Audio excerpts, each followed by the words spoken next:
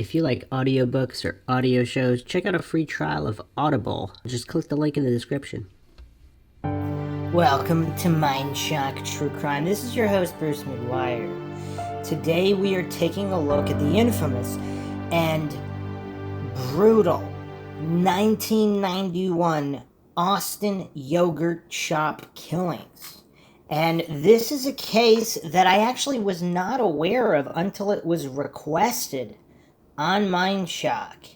And this is an unsolved quadruple homicide from Austin, Texas. And we'll be diving deep in typical Mindshock fashion with logic and reason at the forefront, trying to discern fact from fiction, which theories have the most merit based on available information without falling for any logical fallacies in an exhaustive and comprehensive fashion that Mindshock listeners are accustomed to.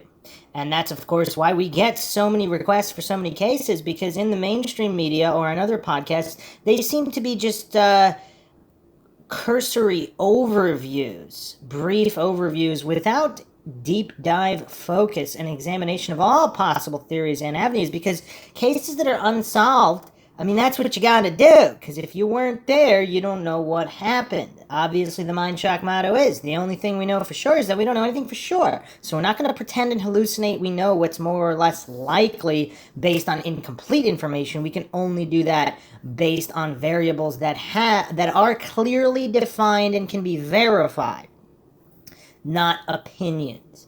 As always, if you enjoy the Mindshock podcast, find it interesting and informative, and want to help support Mindshock, help us keep up awareness in unsolved cases, missing persons cases, wrongful convictions, and more, you can donate to our PayPal. Just check the link in the description. You could also become a YouTube member right here on YouTube, help support the channel that way, and get access to exclusive streams and chats. Make sure to subscribe to the channel, hit that bell for notifications, like and share the podcast, Twitter, Facebook, Reddit, Patreon. Patrons do get priority for case topic logical analysis, co-podcast requests. You could also be a guest in the podcast depending on your tier. Questions, comments, theories, thoughts, suggestions, rebuttals, debunkings of any kind, leave them in the comment section. Alright, so let's start off with the breakdown. This is straight from Wiki before we go down all these different rabbit holes. The 1991 Austin yogurt shop killings are an unsolved quadruple homicide which took place at an I can't believe it's yogurt shop in Austin, Texas, on Friday, December 6th, 1991. The victims were 4 teenage girls: 13-year-old Amy Ayers, 17-year-old Eliza Thomas, 17-year-old Jennifer Harbison, and Jennifer's 15-year-old sister, Sarah.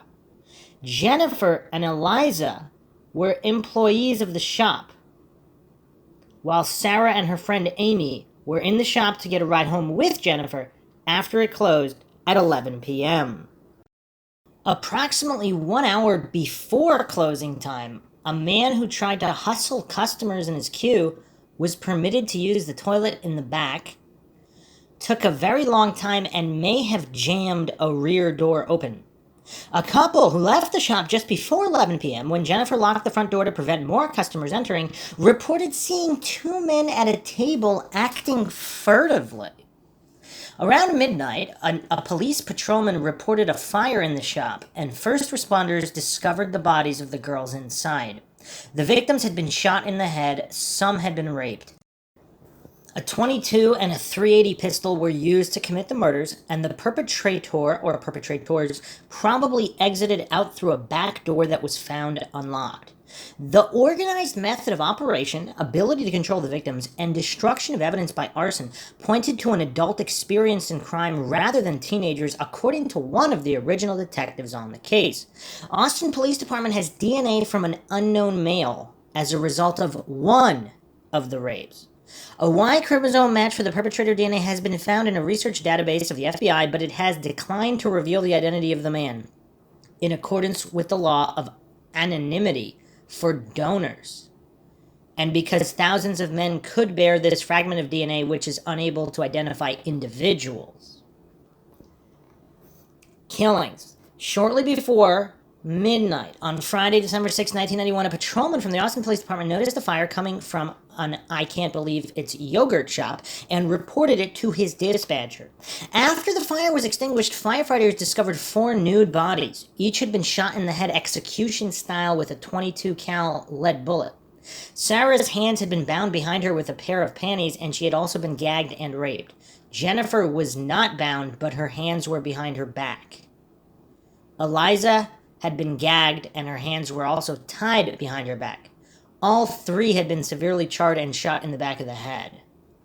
Unlike the others, Amy's body was found in a separate part of the shop. She was not charred, but she had received second and very early third-degree burns on 25 to 30% of her body. She was found with a sock-like cloth around her neck. She had been shot the same as the others, however, the bullet had missed her brain.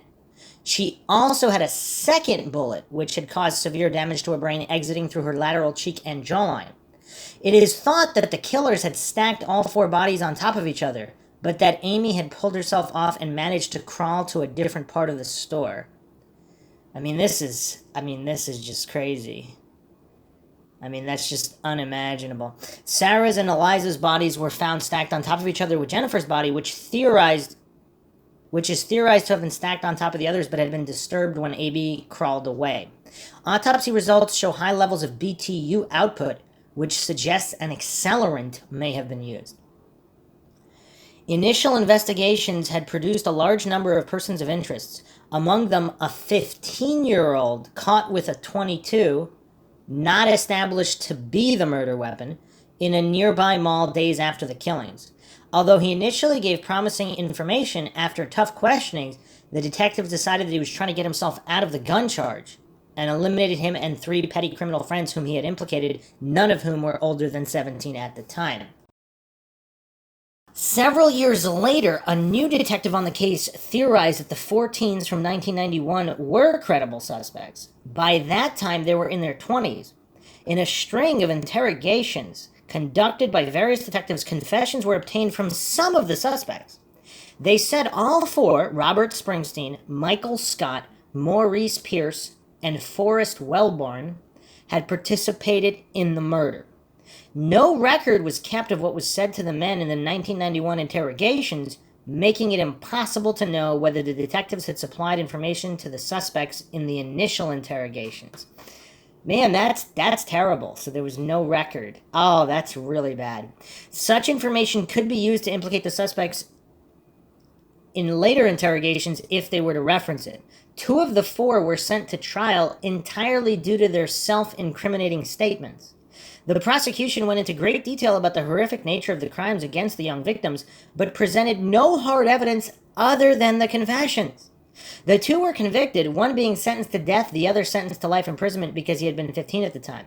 However, the prosecution's tactic of using excerpts of each one's alleged confessions at the other's trial was ruled to have violated the confrontation clause because the co-defendant was non-testifying. Both convictions were overturned on the confrontation clause alone, and the men were freed in 2009. So they were in prison.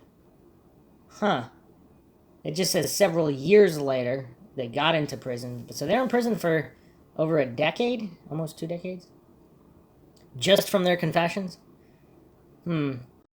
The prosecution insisted they would be retried. However, forensic investigation showed that DNA found in a victim was not theirs, nor was it of the other 2 implicated in their confessions. Okay, so this DNA could match thousands upon thousands of people, but not everybody, and so they could have been ruled out, and they were, and that's if the DNA tech can't be trusted. The prosecution consequently abandoned plans for a retrial. Texas courts later decided that those released were not entitled to compensation because they had not proven that they did not commit the crime. Wait, what? Isn't it innocent until proven guilty in a court of law? And guilty beyond a reasonable doubt. Obviously, hearsay in the words of humans, that's not actual evidence. Now, that could be in addition to real evidence to wrap up a case neatly, but that's why there's all these confessions. There's so many confessions in famous cases. These are obvious nut jobs confessing. Like, you can't, that's not proof of a crime. There's so many random nut jobs who are even proven to be elsewhere confessing to famous crimes. You can't just put them in prison because they confessed. especially if they have some kind of mental condition and they don't even understand what they're doing. One of the detectives in the interrogations, Hector Polanco, has been accused of coercing false confessions in the notorious case of Christopher Ochoa and Richard Danziger. Both were released after 13 years in prison. Danziger was assaulted in prison, which resulted in permanent brain damage. What? Man, so this Hector Polanco scumbag, he's got a history of coercing false confessions. Wow, that's messed up. Yeah, that does not bode well for these. 7 jurors from the trials have stated that they would not have convicted the men had this evidence been available at the time. So yeah, the juror said, yeah, if we knew that a guy known for coercing false confessions was in charge of these interrogations, wow. But even, whether he was or he wasn't, again, I mean, if you only the words of humans are not solid evidence, how is that anywhere near the threshold of beyond a reasonable doubt? I mean, this is crazy. I mean, even if they're all guilty, I mean, you have to have some kind of evidence, not just words. Yeah, this is rough. At the time of the killings, a known serial killer, Kenneth Allen McDuff, was in the area. He had a history of multiple murders involving teenagers, but was soon ruled out. He was executed November 17th, 1998. And we'll get into him and the exact methodology of how he was ruled out. False confessions. Austin police admit that over 50 people, including McDuff, on the day of his execution had confessed to the yogurt shop murders. A confession in 92 by 2 Mexican nationals held by Mexican authorities was soon disputed and finally ruled false. Yeah, I mean, yeah, obviously serial killers just wanting to screw around, I mean, they could confess to crimes they didn't commit, of course, but... 2006, Springsteen conviction overturned. In 2006, the Texas Court of Criminal Appeals overturned Robert Springsteen's conviction on the basis of an unfair trial. The U.S. Supreme Court refused to reinstate the conviction in February 2007.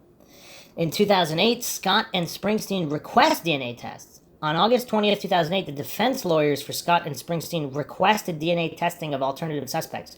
No matches against evidence discovered earlier that year were found. 7 jurors from the trials have stated that they would not have convicted the men had this evidence been available at the time. 2009, release of Scott and Springsteen. On Wednesday, June 24, 2009, Judge Mike Lynch ruled in response to Travis County DA Rosemary Lemberg's request that one of the trials be continued, that defendants Springsteen and Scott be freed on bond pending their upcoming trials. At 2:50 p.m. that day, they both walked out of the Travis County jail with their attorneys. Later that day, Lemberg responded to Lynch's decision with the following statement. Today, I requested a continuance in the case against Michael Scott, a defendant in the yogurt shop murders whose trial was scheduled to begin on July 6th. Judge Mike Lynch granted that motion, but also released both Michael Scott and Robert Springsteen on personal bond, as he indicated he would do in his previous scheduling order. Requesting a delay in the case was a difficult decision, but one that I believe is the best course toward an ultimate successful prosecution of this important matter. Knowing that Judge Lynch would release both defendants, we requested certain conditions on their bonds, requiring them to remain in Travis County and report to the court any change of residence, to have no contact with the victims' families or witnesses, that they not carry weapons or consume alcohol or illegal drugs, that they report to the court on a routine basis and attend all court appearances. As you know, both Springsteen and Scott were convicted by juries in June 2001 and September 2002.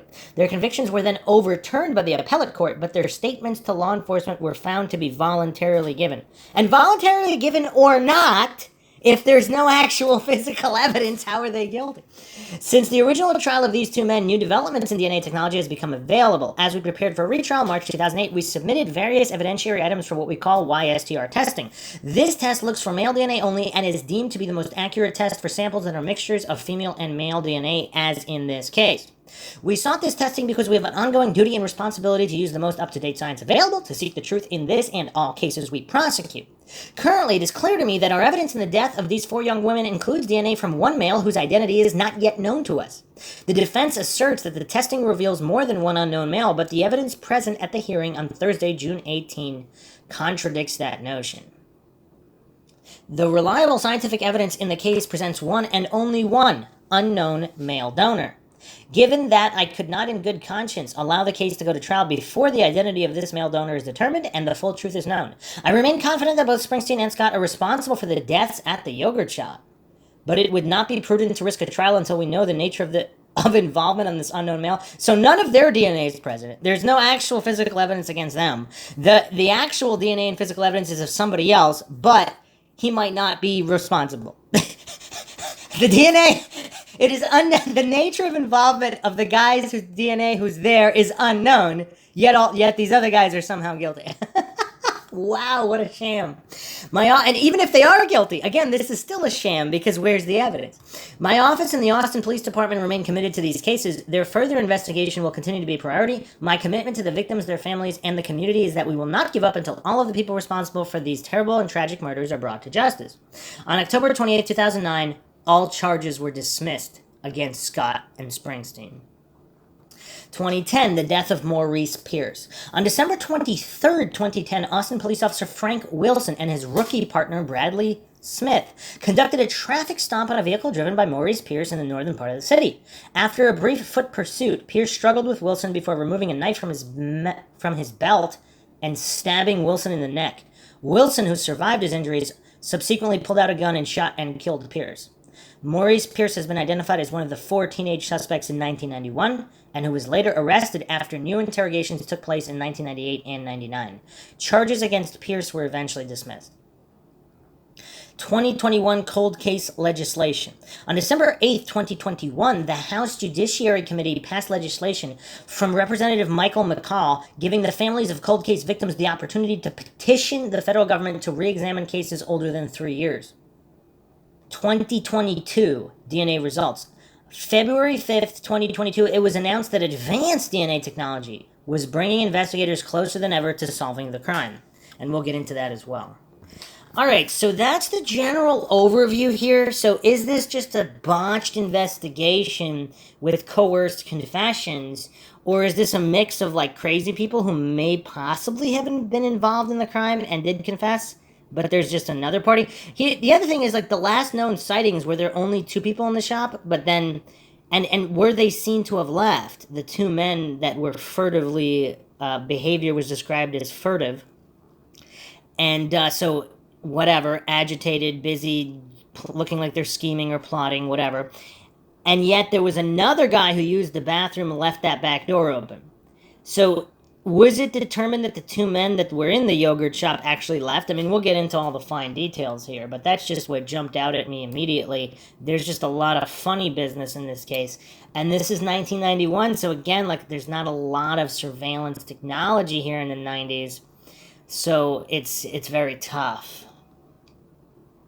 So let's look at CBSNews.com, February 5th, 2022. The yogurt shop murders, families investigators remain haunted by unsolved case. 3 decades ago, 4 teenage girls were brutally murdered in an I can't believe it's yogurt shop in Austin, Texas. The horrific crime has haunted their families, the city, and the investigators who chased every lead in the case to a dead end. Could new information finally help solve the case? I can see them. I can still see the inside of that place. John Jones. This is John Jones with an H. Not John Jones without the H, the MMA fighter. John Jones, the first investigator on the case, tells 48 Hours correspondent Erin Moriarty. That stuff's indelibly burned in my mind. The story starts on December 6, 1991, when Eliza Thomas, Sarah and Jennifer Harbison, and Amy Ayers were tied up and shot. The yogurt shop was then set on fire. For decades, investigators worked to find suspects. There were eventually arrests and even convictions, but those convictions were overturned, leaving the case unsolved today. There is a kind of torture that continues by the fact that it's unsolved and it's ongoing, says Sonora Thomas, who was 13 when her sister Eliza was killed. It's always there, says Jones. There may be some positive news, however. A small sample of male DNA was found on one of the victims. With DNA research advancing, investigators hope there will be a match that solves the case. Do you believe that there is right now some evidence that could lead to the killers? Moriarty asks Texas defense attorney Joe James Sawyer. We have John Jones, Joe James. Yes, Sawyer says. Is this the end of the beginning or the beginning of the end? Jones asked. The search for answers. It's been 30 years since John Jones began the painstaking search for the killers of 4 teenage girls in Austin, Texas yogurt shop. He has long since retired from the Austin Police Department and moved out of Texas, but copies of some of the case files moved with him. Every year marks another year. You know there's no closure, retired Austin Detective John Jones told 48 Hours correspondent Aaron Moriarty. I still have insomnia 30 years after the fact. Aaron Moriarty with Jones in his home office. What is all of this here? These are my notes. Oh, that's the big book. This is really from day one. Hypnosis, polygraph, and confessions. Aaron picks up a coffee mug. You know, I noticed this sitting here, yeah? Reads coffee mug. We will not forget. You haven't. Nope, I can't. The images of December 6, 1991 remain all too vivid. I can definitely still see it. It started with that call from dispatch to go to a scene of a fire that would turn into something far worse. And the dispatch call here, John Jones says, what do you got out there? I'm en route, Airport 35. We've got a fire. Okay, I'm copying the fire part, but can you cut out on the first part of that? Apparently a robbery and homicide. There's 3 fatalities. John Jones states, that's 10-4, we're en route, turns on siren. John Jones, now in this interview, states, and then about halfway there, they call again on the radio and said, we found a 4th body. A local TV news crew happened to be filming Jones on a ride-along that night. Uh-oh. Oh, man. Are we starting the coincidence stack already? John Jones on the radio. What place of business is this at? Dispatch says, it's the I Can't Believe It's Yogurt. John Jones says, okay. John Jones, now in this interview, states the fire department had just knocked down the fire. There was still a lot of water in there, a lot of smoke still. It was all muted grays, blacks. There was no color in there with the exception of the girls. The girls were quickly identified. 2 had been working at the shop, closing up that night. Eliza Thomas and Jennifer Harbison were both 17.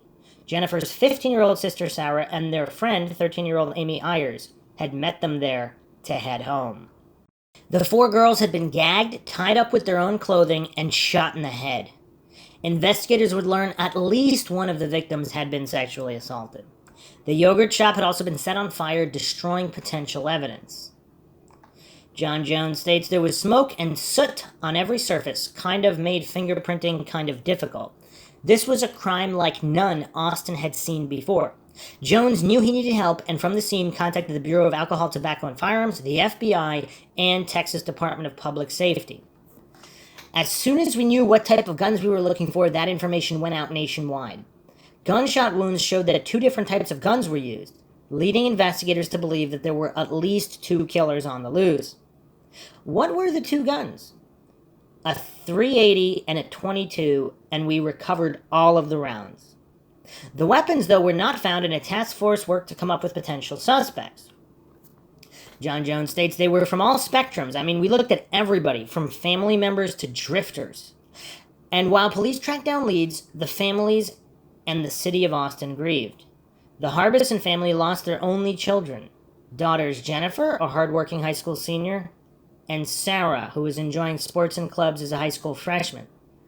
Their mother, Barbara, spoke with 48 Hours in 1992. Barbara stated, my life was focused around them from here to eternity. Someone took eternity away from me. Bob Ayers is the father of the youngest victim, Amy, a country girl with a love for animals. Bob Ayers stated, I lost my daughter. I lost my first dance. I won't see her graduate. I won't see her become a veterinarian. She was a daddy's girl. Sonora Thomas, 13 years old when her only sibling Eliza was murdered, had a hard time dealing with the loss of the sister she looked up to. Sonora stated, I remember the shock. I remember fantasizing for days that my sister had somehow escaped and run away. She was going to come back, and so that's what I was kind of holding on to. Her parents struggled as well. Sonora stated, my family never talked about my sister after she died. Aaron Moriarty asked, never? Sonora responded, no. It's too painful. Sonora did as best she could, picking up some pieces of her sister's life. Eliza, an animal lover, had a pig she planned to enter in a livestock show. Just a few months after the murders, Sonora took over those duties. While Sonora may have seemed to be coping, in the reality, she says, was far different. Aaron stated, "You had to grow up quickly." Sonora responds, "Very quickly. I would say I fell apart under that pressure." John Jones stated, "We knew they were hurting because, we were hurting too." Jones, a parent himself, felt the family's grief. He promised to do all he could to help them. Jones stated, "We told them what we could, and I assured them that we would keep them apprised as to everything that was happening, and we did." Jones also made a pledge to the families involving the shirt he wore on the night of the murders. John Jones stated, "I kind of made a promise to them that the next time they saw me with that green and white shirt on, that was a signal to them that, we knew who did it." And Jones seemed assured they would find the killers. I wonder why he felt that way. John Jones stated, "We stayed in constant contact with this behavioral science unit at the FBI in Quantico. They said that I should, as the face of the investigation, I should project an air of confidence. That would cause the bad guy to shiver in his boots. So look in the camera and be confident." And when we followed him working the case in 1992, he did just that. John Jones stated, "Let me just say this, whoever you are out there, you are going to be mine one of these days." But trying to figure that out was daunting. John Jones at police station in 1992, 342 people that have been listed as suspects, but we're looking at pages and pages of suspects here. Okay, so if they have 342 suspects, at least we can say this seems to be a thorough investigation. I mean, they have 342 people listed as suspects. I mean, that's crazy. I mean, that's really crazy. One of those early suspects was a teenager named Maurice Pierce. He was arrested 8 days after the murders at a mall near the yogurt shop, carrying a .22 cal gun, the type used in the murders. John Jones stated the .22s were unmatchable. Aaron stated, "So you can't say it wasn't his gun, but there was no way to match it." John Jones, "No. But there was no way to match it." Jones stated, "To prove that it was his gun, he gave a statement. Matter of fact, I took his statement, and he implicated 3 other boys." You know what's weird here, though? The symmetry. 4 victims, 4 suspects. One supposed piece of DNA that doesn't match any of the 4. Jones says Maurice Pierce claimed he was driving a getaway car and that 3 acquaintances, Forrest Welburn, Michael Scott, and Robert Springsteen, were involved in the murders, but Pierce's story began to fall apart. John Jones stated, "It started to crater when we wired him up to go talk to Forrest. And we were listening in on the wire, and it was pretty obvious Forrest didn't know what Maurice was talking about." So is this a case of Maurice just being spooked, believing that they were going to put him away no matter what, and making up this story to try to bring down other people that he might have known to save himself, even though he was innocent and the others were innocent? At least of this crime. I mean, they might have been criminals in other facets. And when Welburn, Scott, and Springsteen were brought in for questioning, they too denied any involvement. It was decided there was not enough evidence to charge them, and the search for other suspects continued. Chasing leads. 2 months after the yogurt shop murders, with no viable suspects, police were chasing leads no matter where it took them. The task force became aware of a counterculture type group of local residents known to be into the supernatural. Here we go again, shades of West Memphis 3. Detective Mike Huckabee at a roundtable in 1992 stated, "They're into vampires, the occult, graveyard rites. They go out and dance and take pictures on tombstones." And investigators began to hear that this group might be connected to something far more serious. John Jones in 2021 stated the tips were that they were talking about the murders. Aaron asked, "Talking about the yogurt shop murders?" John Jones responds, "The yogurt shop murders, yes." There was one woman in particular whose name kept coming up in connection with these tips. The task force planned a raid on her home, hoping to see if any evidence might be found there. "It was creepy in there," John Jones states, "but as it turns out, a lot of that stuff was rat bones and theatrical parts, but it was a good lead till we finally figured out that they're just living a make-believe life." in parentheses, shaking his head about it. The raid may have been a bust, but it wasn't long before the task force had its eyes on another person of interest. A police sketch shows a man that multiple eyewitnesses told police they saw sitting in a car outside the yogurt shop on the night of the murders. John Jones stated, and it was somebody we really wanted to talk to, so we put it out there. And the response they got came from an unexpected source. John Jones stated a couple of other investigators from the sex crimes unit came up and go, "We have a sketch that looks just like that." 3 weeks before the yogurt shop murders, a young woman in Austin had been kidnapped and sexually assaulted. Police had released a sketch of 3 men wanted in connection with that crime. One of the suspects bore a striking resemblance to that man witnesses reported sitting in a car outside the yogurt shop. John Jones stated, I just kind of went zip when I saw the composite. A tip came in that the men wanted in the kidnapping and sexual assault case had fled to Mexico. The 2 were caught and arrested, one who resembled the person of interest in the yogurt shop sketch. The development made national news.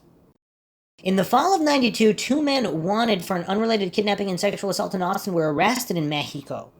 The man on the right bore a striking resemblance to someone witnesses reported seeing outside the yogurt shop on the night of the murders. When questioned by Austin investigators, the men initially denied any involvement in the yogurt shop murders, but when interrogated by Mexican authorities, they confessed. However, details they gave didn't match the evidence found at the crime scene. And when Austin detectives re-questioned the men, they recanted. What kind of questioning how was the interrogation in Mexico? Were they torturing them? Also, how popular was this yogurt shop in Austin? Because if dozens, if not hundreds of people regularly visited it, surely some possible sex offenders and criminals might visit the shop as well, and might be outside the shop and have had nothing to do with these particular murders. John Jones stated, when they got caught in Mexico, we went down there to interview them. Jones's team questioned the men, and so too did the Mexican authorities. John Jones stated, but the Mexican government announced to the whole world that they confessed and they were going to try them for the murders down there. How would they be able to do that? Aaron Murray said they confessed to the yogurt shop murders. John Jones stated, yes, they did. But Jones learned that those confessions had details that didn't match the crime scene. Even the caliber of guns they claimed to use was wrong. John Jones stated there were too many inconsistencies in the confession. So Jones's team re-interviewed the men, and he says this time they recanted just about everything. What does that mean? Just about everything, but not everything? So did they admit to being in the general area? It made Jones and other investigators wonder if those confessions were coerced by the Mexican authorities. The once promising lead fell apart. What about the DNA test? Did they ever go back and check those guys to see if they could be excluded? John Jones stated it was depressing. Over the following years, there'd be other confessions, ones that were willingly given. We faced 6 confessions. 6 people who confessed, Aaron asked? Yeah, written. That confessed to this crime. Yes, they did. And they didn't do it? Nope. In 1994, after nearly 3 years of leading the investigation, John Jones was moved out of the Homicide Division. He says it was a mutual decision. Austin police wanted fresh eyes working the case, and Jones felt it was time to move on. Other detectives took over, and as time passed, the victims' families were left wondering why no one has been arrested. Amy Ayers' mother, Pam, spoke to 48 Hours in 1996. Pam Ayers, fighting back tears, they're probably out there leading a life as normal as they've ever had, and ours is never going to be the same. Not necessarily. A lot of these criminal scumbags also live criminal scumbag lives and end up dead in a ditch somewhere. So, some of them do, some of them don't, but you never know. That same year, Eliza Thomas's mom moved away from Austin and the painful reminders. Maria Thomas, 96, running into people who were constantly asking how the case was going was very hard on me, and especially my daughter, Sonora. Sonora's life had taken a downward spiral. Sonora Thomas stated, in my high school years, things really deteriorated. Drugs, using alcohol, being hospitalized, going to a boarding school for, disturbed teenagers, things like that.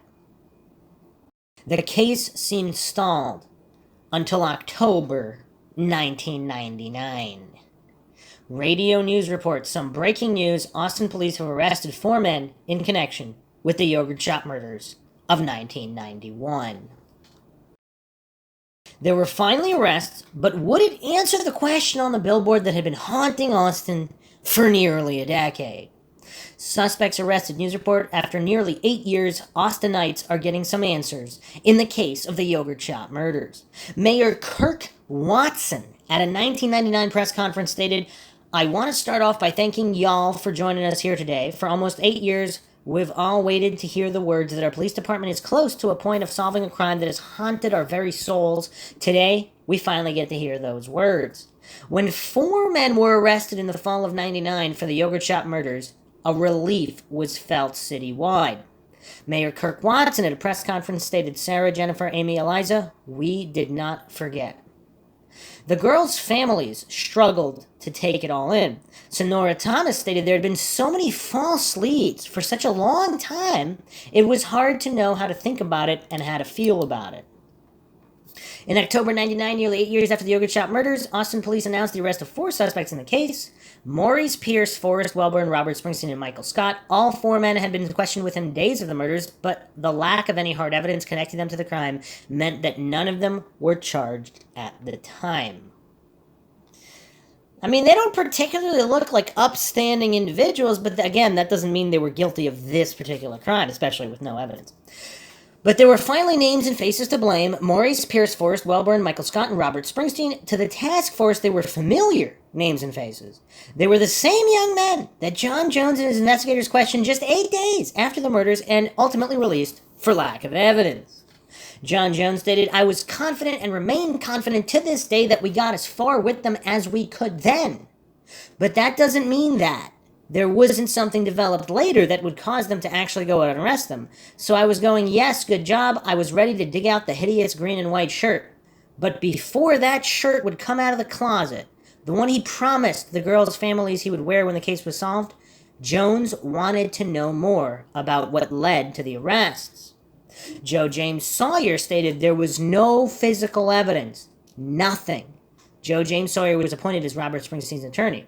Erin Mority asks what made them go back and charge these guys. Joe James Sawyer stated, "Because the new officers, when they reopened the cold case, convinced themselves that we let them slip through our fingers. We had to have the murderers in the beginning.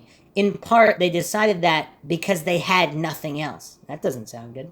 There was no new physical evidence suddenly tying any of the 4 men to the crime, but what police did have were 2 newly obtained confessions, one from Michael Scott and another from Sawyer's own client, Robert Springsteen.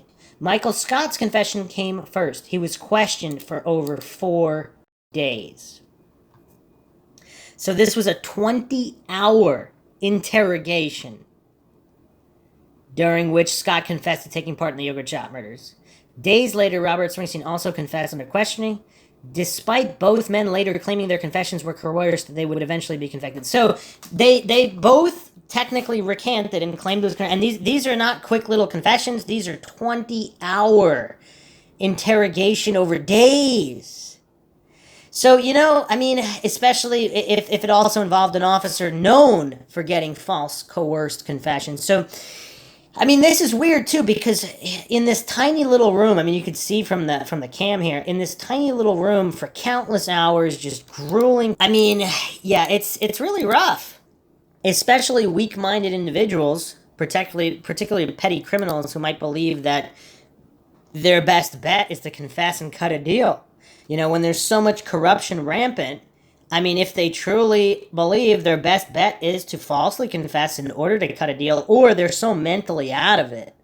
I mean, one of the most famous cases of this is Brendan Dassey, of course, regarding the Stephen Avery and Teresa Hallback case of making a murderer fame. I mean, this poor kid is just badgered by these so-called adults. I mean, these poor excuses for humans who are just berating this mentally challenged teenager until he just clearly tells them what they want to hear. I mean, these are some heartbreaking videos of the Brendan Dassey interrogation with no lawyer present. I mean, it's just, the corruption in Manitowoc is just so obvious and runs so deep. But even for full adults, I mean, again, there's just so many cases of these false coerced confessions. I mean, it wasn't clear from the overview breakdown, but now that we're getting into the details of how these confessions were obtained and how both of these guys who gave confessions said that they were coerced. So they didn't maintain that the confessions were valid. And even if they had, again, that still doesn't mean they did it. I mean, there's plenty of crazy people out there giving false confessions. In this case, also, I mean, Jones said there were plenty of other people who falsely confessed as well. I mean, could they all be? I mean, all of them were guilty? Obviously not. Unless someone thinks there's like 20 people committing this one crime in this little yogurt shop. Okay, so in the 99 interrogation, officer states, "Come on, Michael, you're doing good. Tell us, let's do this today, let's do it." Michael Scott stated, "I remember seeing the girls. I remember one girl screaming, terrified." I mean, those aren't exactly, I mean, that doesn't sound like smoking gun information there. I mean, that would be in any crime. Scott told investigators that he and the others only intended a simple robbery. He said they called the yogurt shop earlier that day. I mean, did they verify that? And then after dark, he said they came back armed with 2 guns. Michael Scott in the interrogation stated, "I hear the gun go off. I only pulled the trigger once. I hear another gun go off." Investigators claimed that Springsteen later corroborated much of what Scott said, but after intense questioning, he went further. The officer in the interrogation said, "You expletive no, if you expletive raped her, just say it." Robert Springsteen stated, "I stuck my expletive in her expletive, and I raped her." Springsteen told them he shot one girl and raped her.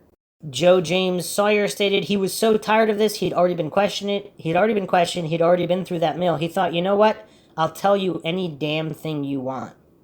Sawyer maintains his client is innocent and says the confession was coerced. In 2009, Robert Springsteen explained to 48 Hours why he would admit to something so horrible, something he says he didn't do. Robert Springsteen stated, "I was berated and berated and berated by the police officers. Until they obtained what it was they wanted to hear, they were not going to allow me to leave. And they broke me down." So, I mean, yeah, I mean, if they're just doing constant interrogation for days on end, and he truly believed this would go on forever, I mean, what would an average person do? I mean, how long would an average person last? Erin Moriarty states, "Let me just ask, did you have anything to do?" Robert Springsteen interrupts, "No, I did not." "With the murders at the yogurt shop?" "No, never." Even though Joe James Sawyer didn't have Michael Scott as his client, he says he has serious concerns about his confession, too. The officer in the interrogation stated, "Is that the gun you shot somebody with, Mike? Is that the gun you walked up behind somebody with and shot in the head?" Joe James Sawyer stated, "I frankly couldn't believe it. They terrorized him and he was afraid to say no." They also are they giving away details here? Walked behind somebody and shot, and like, were the exact details of how they were shot released? Because, I mean, this is kind of important information to know to separate the false confessions. Forrest Wellborn denied having anything to do with the murders, but police were convinced he was the lookout that night, and Michael Scott placed him at the scene. Erin Moriarty spoke to Wellborn in 1999 in jail shortly after his arrest. Erin asked, "Were you there that night?" Forrest Wellborn stated, "No." "Were you there as a lookout?" "No, I'm innocent." "You had nothing to do with this?" "Nothing at all." Forrest Wellborn had been questioned multiple times by investigators over the years, and he never wavered. It would be curious, did they ever do a 4-day, 20-hour interrogation with him, or were they just these, like, cursory interrogations? He, like the others, first came on the police radar when in 1991, just days after the murders, Maurice Pierce had been caught with a .22 cal gun at the mall near the yogurt shop. Pierce told the detectives back then that he had given the handgun to Wellborn and that it has been used in the yogurt shop murders. Erin asks, why would he say that? Forrest Wellborn stated, "I don't know." Wellborn has always maintained his innocence despite pressure from the police. Forrest Wellborn stated, "They would get right in my face, tell me everything I said was a lie." Remember, false confessions in this case were nothing new. Jones said that 6 written false confessions were obtained when he was in charge. So when he learned that the 2 confessions were all the new investigators seemed to have, it gave him pause. John Jones stated, "I go, well, maybe I shouldn't get that shirt out just yet." It wasn't long before the case against the men began crumbling. Charges against Forrest Wellborn were dismissed after 2 grand juries failed to indict him. And later on, charges were dropped against Maurice Pierce for lack of evidence. Everything fell apart except the cases against Michael Scott and Robert Springsteen. And with Scott and Springsteen's confessions, the victims' families felt prosecutors had a strong case. I mean, that's very telling, too, that they had literally nothing on Wellborn or Pierce, and technically nothing on Springsteen and Scott as well, other than the, 20-hour interrogation confession. Barbara Ayers Wilson, outside the courthouse in 2010, stated, "These young men have been implicated and they have confessed, and they can withdraw it, but the truth is they actually were there and they actually did the murders." I mean, how would she know, though? Okay, a DNA breakthrough. In 2001, nearly 10 years after the murders of Eliza Thomas, Amy Ayers, and Sarah and Jennifer Harbison, the yogurt shop murder trials began. Both defendants, Robert Springsteen and Michael Scott, faced the death penalty. Joe James Sawyer stated, "The only thing that ever tied Robert or Mike Scott to that crime scene were their confessions." Confessions that both defendants said were coerced. The two were tried separately. Springsteen's trial was first. Neither of the men would testify against one another, so instead prosecutors used their confessions against one another, reading parts of the confessions to the juries. Springsteen's lawyer, Joe James Sawyer, was frustrated that he couldn't cross-examine Scott. Joe James Sawyer stated, "I thought the trial was massively unfair to my client and that it was being done systematically and with deliberation." That's messed up, too, because you can't cross-examine him. What kind of trial is this? The trial lasted 3 weeks. The jury deliberated for 13 hours and then reached a verdict. Jury, 4 persons, stated, "We, the jury, find the defendant, Robert Springsteen IV, guilty of the offense of capital murder." Guilty. Springsteen was condemned to death row. So all they did was read excerpts back and forth from coerced confessions. Wow, what a sham of a trial. I mean, even if these guys are guilty, I mean, this is just a complete sham of a trial. In 2002, Michael Scott went on trial. He was convicted as well. He was sentenced to life in prison, but the case didn't end there. 15 years after the murders came a shocking turn of events. News report. In a 5-4 decision, the court behind me said that Michael Scott's constitutional rights were violated during his trial and therefore should get a new one. Both Scott and Springsteen's convictions were overturned on constitutional grounds. The Sixth Amendment gives defendants the right to confront accusers. And remember, in Scott and Springsteen's trials, their confessions were used against one another, but they weren't allowed to question each other in court. I mean, this is crazy. I mean, this is it possible this is even more of a sham trial than the Stephen Avery case? I mean, this is insane. Joe James Sawyer stated, "And the relief was incredible, but that relief for the defendants came as a devastating blow to the victims' families." I mean, why would that be, though? Because if they're really after the truth, I mean, this is kind of just a ruling out false leads situation. We later spoke to Eliza Thomas's mother, Maria, about that moment. Maria Thomas stated, "Every time I hear those words, that their rights were violated, I just feel like I'm going to go insane. Their rights are violated, our girls were murdered." Correct. More than...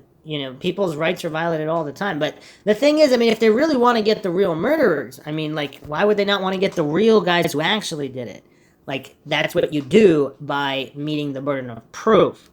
And, when rogue cops get these false confessions, I mean, that does not help justice. And it's kind of, this is like a long ripple effect, because there's a long history of coerced confessions. Now, sometimes you could say it's justified when they know the guy actually did it. Like, they actually have hard evidence. They know for sure he did it.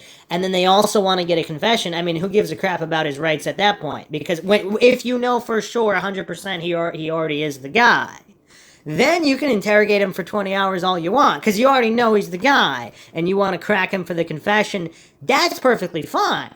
But doing it to countless innocent people, I mean, that's just insane. And that other innocent people are also going to be more likely to falsely confess because they know the system is corrupt.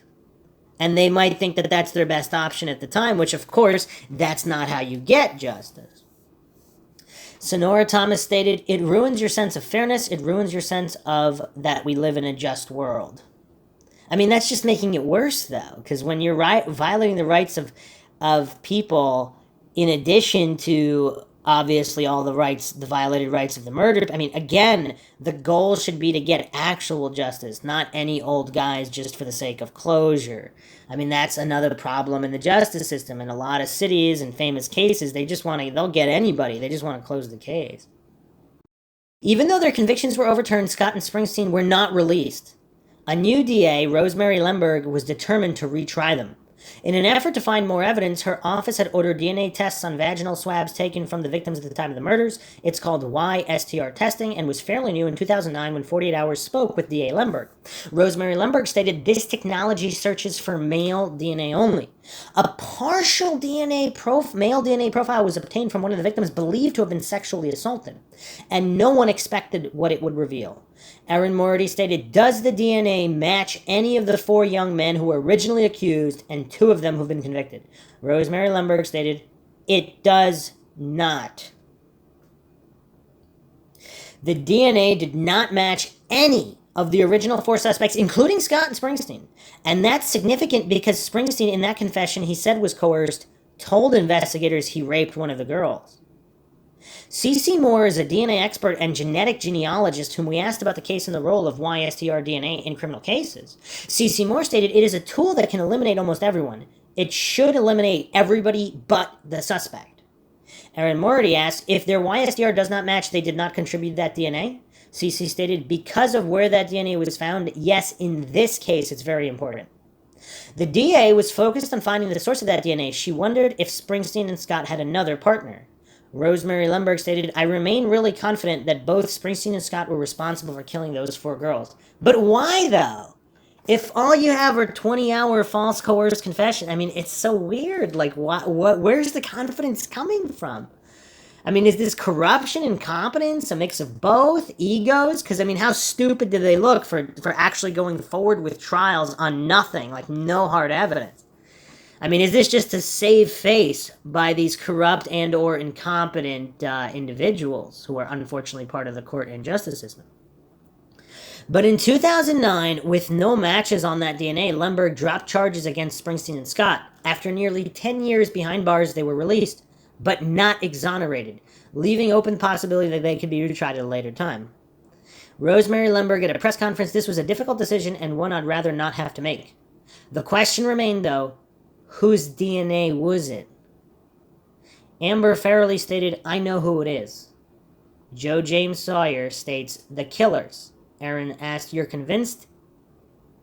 That. Amber stated that is a certain truth. Amber Farrelly was part of both Scott and Springsteen's defense teams. She came up with a theory that the mystery DNA might belong instead to 2 never identified men who witnesses reported seeing sitting in the yogurt shop just before it closed. That was my very first notion as well. I mean, if you guys remember at the beginning of the podcast, I mean, that's where my brain went immediately. Who were the 2 guys in the shop, the last guys in the shop, and who was the guy that used the bathroom and possibly left that back door open? Although it's possible that's just a theory that there was a back door propped open. If that's kind of a red herring theory and that's not true, then these 2 never identified men, so they never were able to identify the last 2 known customers. So technically, would these 2 last known customers not be the last to see these 4 teens alive? In which case, that puts them on the top of the list. Amber Farrelly stated those 2 men were described wearing fatigue-colored jackets. They were very slouched over, whispering, like it was a very close conversation in a booth. Officials tried to track down these 2 men as well as the sources of the DNA. And then, in 2017, an Austin police investigator searched a public DNA database to see if he could get a hit, and unbelievably he did. Michael McCall stated, I thought, my God, we actually have a chance, a shot to solve this crime after so many years. Who killed these girls?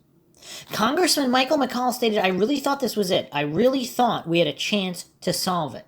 United States Congressman Michael McCall, like so many others from Austin, hoped that the recently uncovered DNA in the yogurt shop murder case might finally bring answers to the victims' families.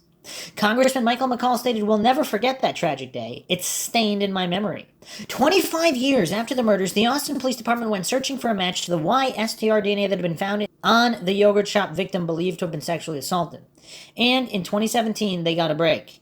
On a public DNA database used for population studies, investigators thought they had found a match. Congressman Michael McCall stated, I've seen DNA. prove homicide cases. The DNA evidence is really the key here. But that sample from the crime scene was not a complete DNA profile. It was just YSTR, the male portion of DNA, and it was not a very detailed sample, having just 16 markers.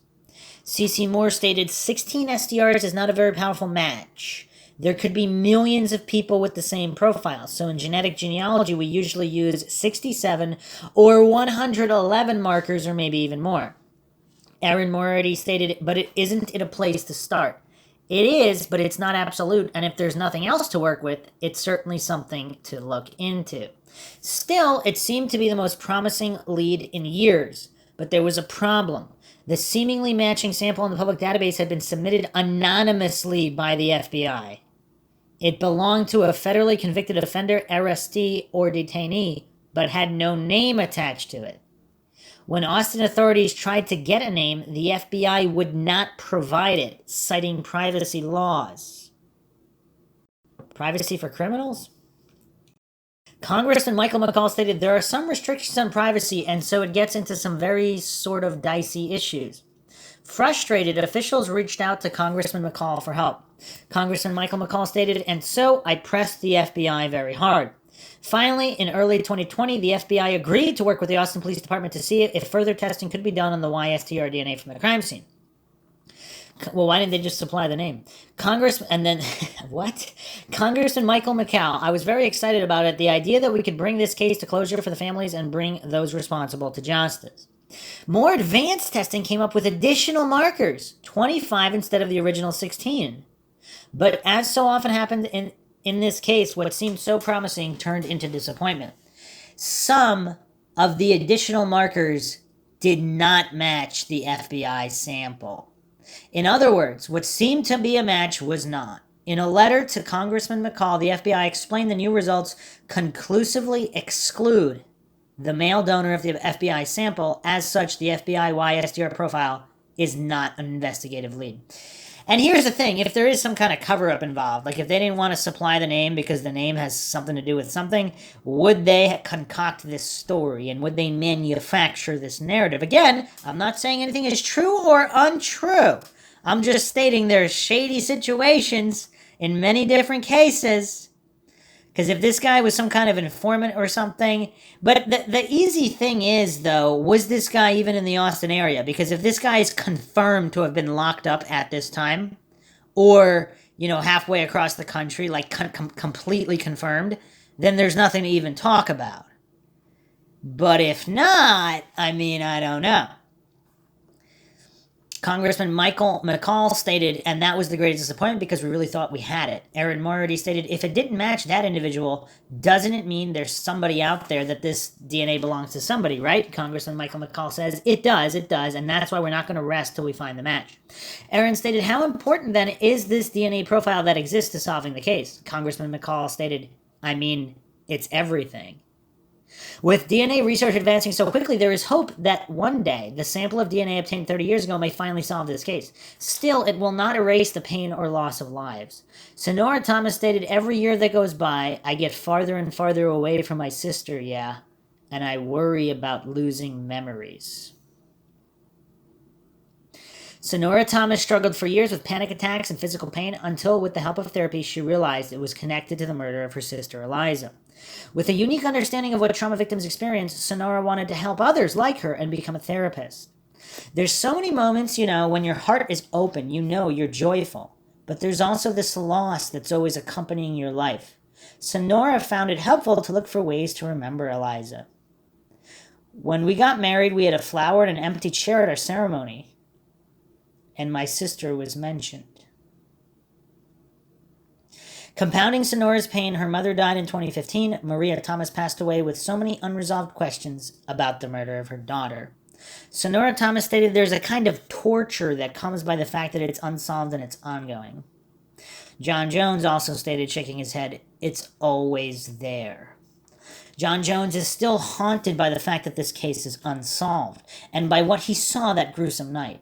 He has suffered from PTSD through the years. John Jones stated, I had completely shut down to where all my energy was directed at the case. Aaron Moriarty asked, it took a toll on you, didn't it, John, even 30 years afterwards? Well, yeah, it would on anybody, I think. Not as much as the family, as you understand, I know. Whatever pain I'm having pales in comparison to what they're going through. These days, Jones finds solace singing in his church choir. I can relax when I'm in the church. Aaron's asked, leave the world behind or leave outside? No, I know it's just past the door. And when he's in that outside world, the families of Amy Ayers, Jennifer and Sarah Harbison, and Eliza Thomas are never far from his thoughts. I feel bad for them that it's still not solved. But Jones has hope. He has kept that shirt he wore the night of the murders, the shirt he promised to never wear until the case was solved. Aaron states 30 years later, it's still sitting there. John responds, it's still sitting there. It is. And sometime soon, John Jones looks forward to wearing it again. I just hope one of these days we can put this thing to bed for the family's sake. So, a lot of information there, and everything does seem to go back to the last two guys in the yogurt shop. Theoretically, the last individuals known to have seen the victims. So some more information here, also from CBS News. This was February 5th, 2022, by Stephanie Sliffer. Are two never identified customers key to solving Austin's yogurt shop murders?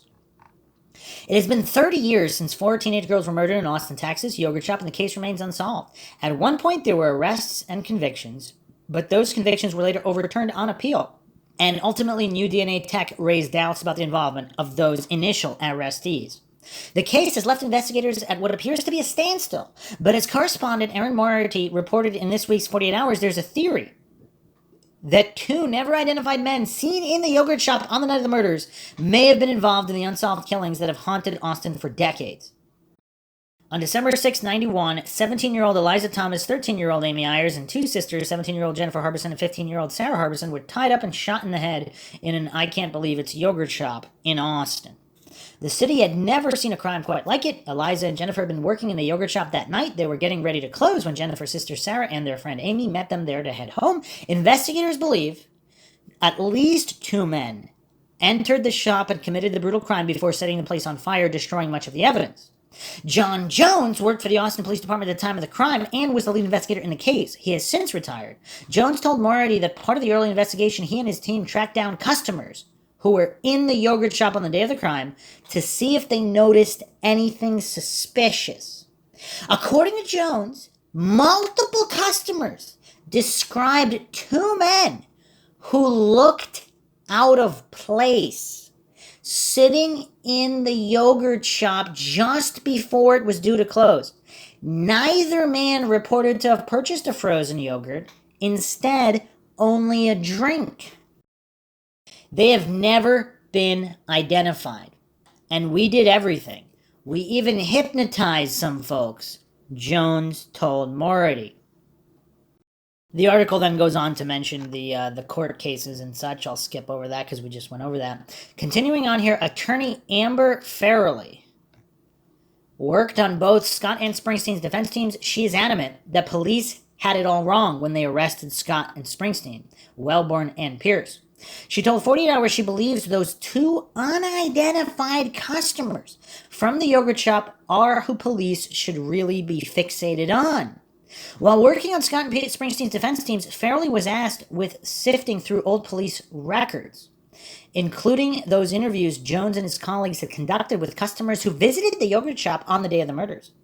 They, the police, have accounted for and interviewed 52 people who were in that yogurt shop that day, Farrelly told the 48 Hours, Erin Moriarty. Farrelly says several of those customers mentioned the two men who were sitting in the yogurt shop just before it was due to close that night. We have no names to them, and when you look at it, when you step back and you look and you think, they've talked to 52 people and didn't miss one person from 4:30 till 11 at night. And several people talk about a guy or two guys and they describe them in the same manner, and we don't know who those two guys are, and they've never called it in. That raises, in my opinion, the suspicion that these are the gentlemen who did it, Farrelly said. Were those two men who've never been identified the last people in the yogurt shop As far as you know, Moriarty asked Farrelly. Absolutely, Farrelly responded. Farrelly says the men were described as kind of leaned over the table, talking to each other and kind of whispering like they didn't want anybody to hear what they were saying. She says one of the men was described as having light short hair like a dirty blonde and was said to have been about 5'6", late 20s, early 30s. She says the other man was described as being bigger, and both were observed wearing big coats. One, she says, is thought to have had a green army fatigue kind of looking jacket, and the other is thought to have had a black jacket. According to Farrelly, the men are believed to have been driving a green car that evening. John Jones, the former lead investigator in the case, is still haunted by the unsolved yogurt shop murders, even though he is long retired. He told 48 Hours he still wonders about those unidentified customers. Yeah, it's kind of a question to me that to this day they haven't been identified, he said. Is that evidence they did it? No. But that's evidence that we really need to talk to them. I mean, that's quite the understatement. I mean, these are the last known individuals to have been in the vicinity of the victims. The last known to have seen the victims. I mean, this is where all of the focus should be. Alright, so let's get into the Mindshocks here. So apparently, there's actually further unpublicized evidence. They actually recovered even more DNA. They recovered 2 more DNA profiles from the Harbison sisters, one from each. Let's look at this clip all the way back. I don't know why this isn't mentioned in 2022. Anything in 2022, all this recent information. But on April 27th, 2016, KXAN News aired this clip, or at least this is when they put it on their YouTube. Attorney of man accused of yogurt shop murders on unpublicized evidence. And here's the clip here. Let's take a look at it. After sitting on death row, Robert Springsteen's attorneys today made another attempt to get his name officially cleared in the 1991 yogurt shop murders. They made 20-minute oral arguments this morning in the Court of Appeals to ask for a hearing. That hearing would allow them to prove his innocence, they say, and have it declared on record. The Travis County prosecutors were also there to make their argument. They say Springsteen is still a suspect. If he's ever declared innocent, Springsteen could receive more than $700,000. His attorneys say there is much more to it. It's not just money at stake. This is hanging over his head like the sword of Damocles. This is, every morning he has to wake up, it's there. Springsteen was one of 2 men convicted of the murders, only to have the conviction overturned. Michael Scott is also trying to move on with his life. Chris Sadeghi spoke with his attorney about this case, his client, and evidence he says has not been publicized.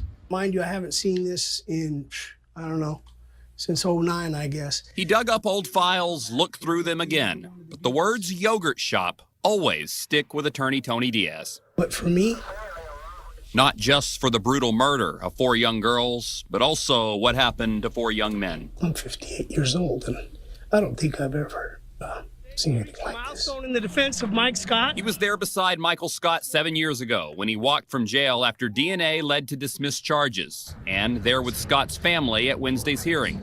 In his office is a picture of Scott's equivalency diploma and his new life. Please don't count Mike out, because I am convinced that he's innocent. He shared with us why. But this is infallible. The public hasn't seen this, and they don't want him to see it. Still sharp in his mind and laid out in a PowerPoint is the DNA evidence taken from victim Amy Ayers that did not match Scott, Robert Springsteen, or anyone. But because they've not retried the case, Diaz says more DNA evidence has never been heard.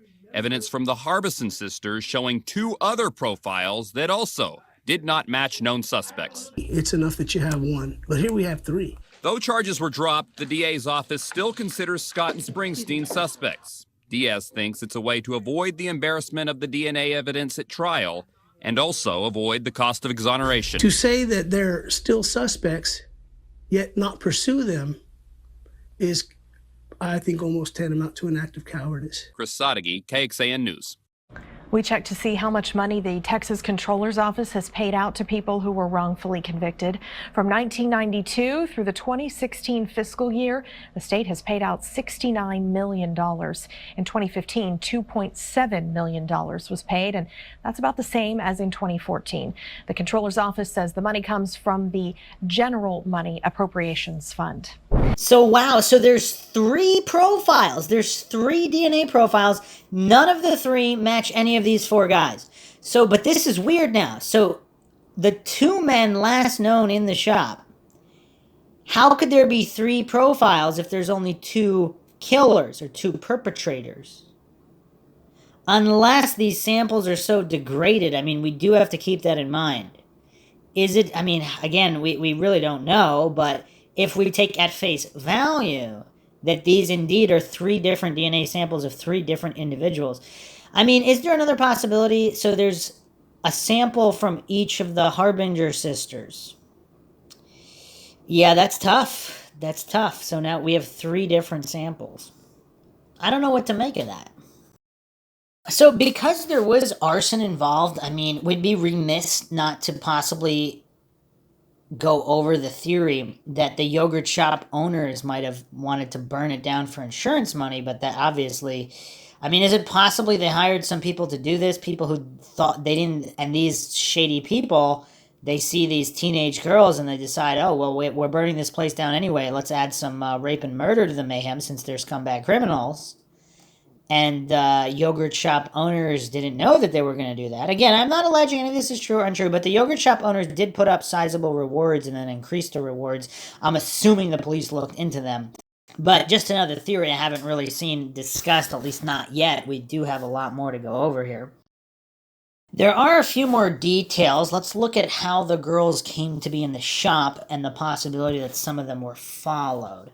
So this is an article from Statesman.com. Yogurt shop murders forever in our hearts 30 years later. Austin still without answers on murdered teen girls. By Chuck Lindell, Tony Plateski, and Katie Hall. December 3rd, 2021. Experts say any break in the Austin's yogurt shop murders case likely will come from a confession from the killer or someone who knew the killer. So they don't appear to be putting faith in the DNA. I'm going to skip down. I'm going to skip through the article here regarding, again, the trials and the court cases and all the issues there that we already went over. But the evidence here, before the yogurt shop case went cold, leads and clues hard to come by. A couple who bought frozen yogurt told police that one of the victims locked the door behind them as they left that Friday night near closing time. Okay, so this is kind of a problem because then is it not clear that the 2 unidentified patrons of this yogurt shop establishment, did they leave also? And this other couple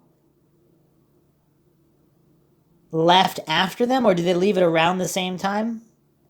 Because a couple stating here that the door was locked behind them as they left Friday night. So there's no way they would lock the door if the other 2 guys were still there. So we have a lot of conflicting evidence here. I mean, this is a problem with a lot of these cases if you can't verify this. At 11:47 p.m., a police officer on patrol reported a fire at the shop. The front door was still locked. The back door was not. Investigators who found no sign of forced entry suspected multiple people took part in robbing the shop and then killing the girls. While the families mourned and the city struggled with the enormity of the crime, police received their first confession that same month. A teenage girl said she and her boyfriend committed the crime. The confession proved false. Okay, wow. How often does a teenage girl make a confession that she and her boyfriend committed the crime? And again, if there is some kind of love triangle or jealousy involved here, is it possible it's some kind of murder for hire? But so they said the confession proved false. It would be interesting to know how they determined that. But apparently we have 3 sets of male DNA profiles. We have 3 different profiles, so 3 men involved allegedly, unless there's some kind of problem with the DNA extraction and it was degraded and it was really only 2. And for some reason, it looks like a 3rd. But again, in the time scale, if this is quick, if this all happened quickly and 3 of the girls were sexually assaulted, I mean, for one guy to do all that, is it possible? Theoretically, I guess you could say it's possible, but if there were 3 perpetrators, it would definitely make it easier to get away in a quick fashion. In August 92, Austin police began searching for 3 men who had been indicted in an unrelated abduction and sexual assault, saying they wanted to question them in the yogurt shop murders. With much fanfare, Mexican authorities announced 2 months later they arrested 2 of the men, saying both would be charged with the Austin murders after one had confessed. What about the 3rd guy, though? Whatever happened to that guy? The confession, however, was later recanted as the suspect accused Mexican authorities of torture. So this was a formal accusation of torture. That lead dried up as well. By the 2-year anniversary of the murders, police had investigated more than 5,000 leads. They still had made no arrests on the case. The victims, gone for so long, girls' families continue to mourn. Barbara Ayers Wilson lost 2 daughters that night. My children have been gone for so long, she said in a recent interview with the American Statesman. I have memories of them, but they are fleeting as I get older. I think more now about when I will join them. Each of the girls shared a love of animals, particularly of horses and lambs. They gravitated to the same Future Farmers of America chapter where friendships quickly bloomed. Jennifer Harbison, 17, was a senior at Lanier High School, while her 15-year-old sister Sarah was a freshman on the same campus on Peyton Gin Road in North Austin. I'm assuming they investigated this Future Farmers of America chapter. They investigated the high school. Because again, just FBI statistics, whenever a female is harmed or killed, she is known to the murderer or the attacker. It's not usually a stranger crime. That's a rarity. Then again, a case like this is a rarity in and of itself, so this could be one of these rare cases, but you can't assume it was someone not known to them. You have to investigate all angles, particularly those statistically more likely in general when there's an absence of leads. The Harbisons spent their early childhoods in Texarkana, but moved to Austin with their mother after their parents divorced. They had attended private Catholic school but transferred to Lanier High. Along with being active in the school's FFA chapter, both were athletes. Jennifer ran track while Sarah competed on the school's volleyball and basketball teams. Jennifer's parents had recently purchased a car for her, but with the condition that she get a job to help make payments. That's why she worked at the yogurt shop. Eliza Thomas, also a 17-year-old Lanier senior, had similarly begun working at the store to make extra money. She had joined Lanier's FFA chapter and participated in the school's welding and agriculture program. I mean, these are some solid programs at high schools. I mean, there's not a lot of high schools that have these programs, at least in many parts of the U.S. Amy Ayers, the youngest victim, was a Burnett Middle School student, but also participated in Lanier's FFA program. So this program is the link between all of the girls. That's how she became friends with Sarah.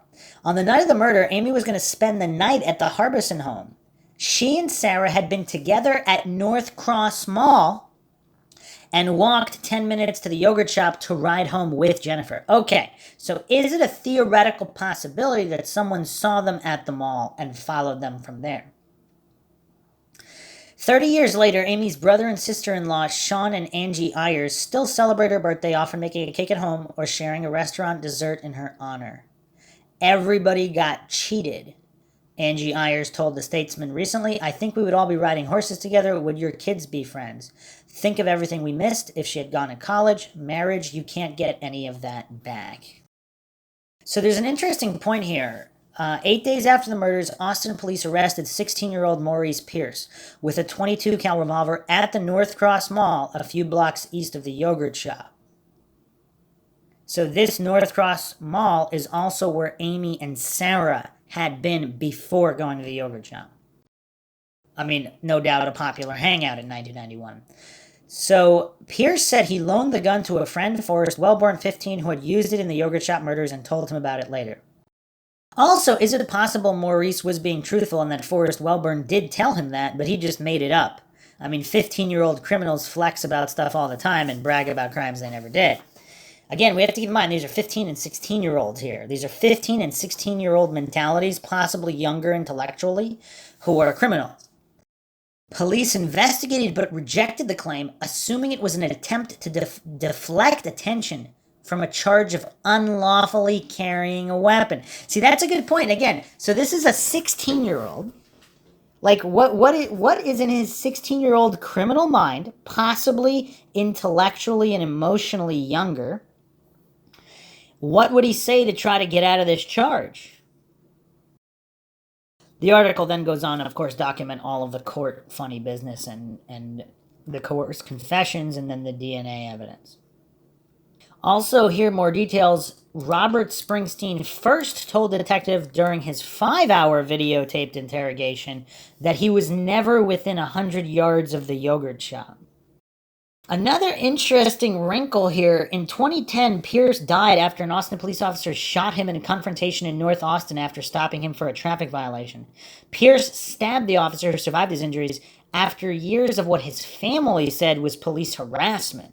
So did he just snap because police were always harassing him? Now, he is a known criminal, so if he's a known criminal, again, I don't know what his rap sheet is, but if he's a known criminal or not, even if he's guilty of other crimes, would he snap if he's constantly being harassed for a crime he's actually had nothing to do with? And then they just went over the new DNA evidence that we already went over as well.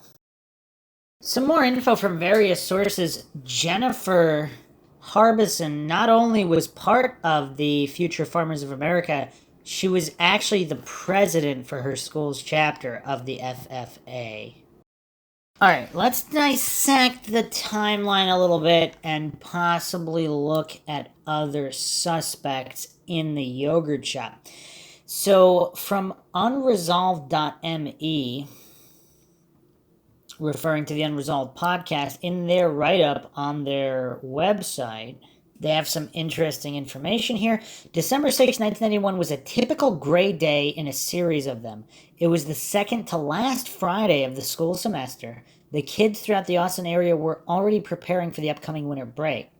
After leaving school that afternoon, 17-year-old Jennifer Harbison stopped by the apartment where her high school boyfriend, Sammy Buchanan, lived. Sammy had not been at school that day due to him having attended a family member's funeral, and the two would hang out for a few hours at the apartment. Jennifer would return home at around 7 p.m. to pick up her work clothes and then started heading to work. First, however, another question here. So she had a boyfriend and she visited her boyfriend. Is it possible if she's 17 years old visiting her boyfriend's apartment, is it possible the male DNA recovered could be his and therefore not one of the perpetrators? And there really could only be two perpetrators. Jennifer would return home 7 p.m., pick up work clothes, and then start heading to work. First, however, she had to pick up Sarah's best friend, Amy Ayers, and drop off the two at the mall just down the road from the yogurt shop. On the weekends, the mall was usually crawling with teenage boys and girls, those of the mall rat generation. 15-year-old Sarah and 13-year-old Amy would end up spending the evening at the North Cross Mall, which, as I said, was just down the road from the yogurt shop that Jennifer worked at, less than a half a mile away. At the time, the mall was one of the go-to hotspots for the area's teens in the relatively affluent northwestern corner of Austin, which was known for its movie theater and ice rink, both of which were staples of the teenage masses that would gather on Fridays and Saturdays. Okay. All right. So on this particular Friday, so if you're a serial killer or otherwise criminal and you want some teenage victims, I mean, these are hot spots to go pick out victims, one would think. This was actually the first time that anytime I see first time or something out of the ordinary, there's a problem here. This was the first time either Sarah or Amy had been able to go to the mall by themselves without older siblings or parents.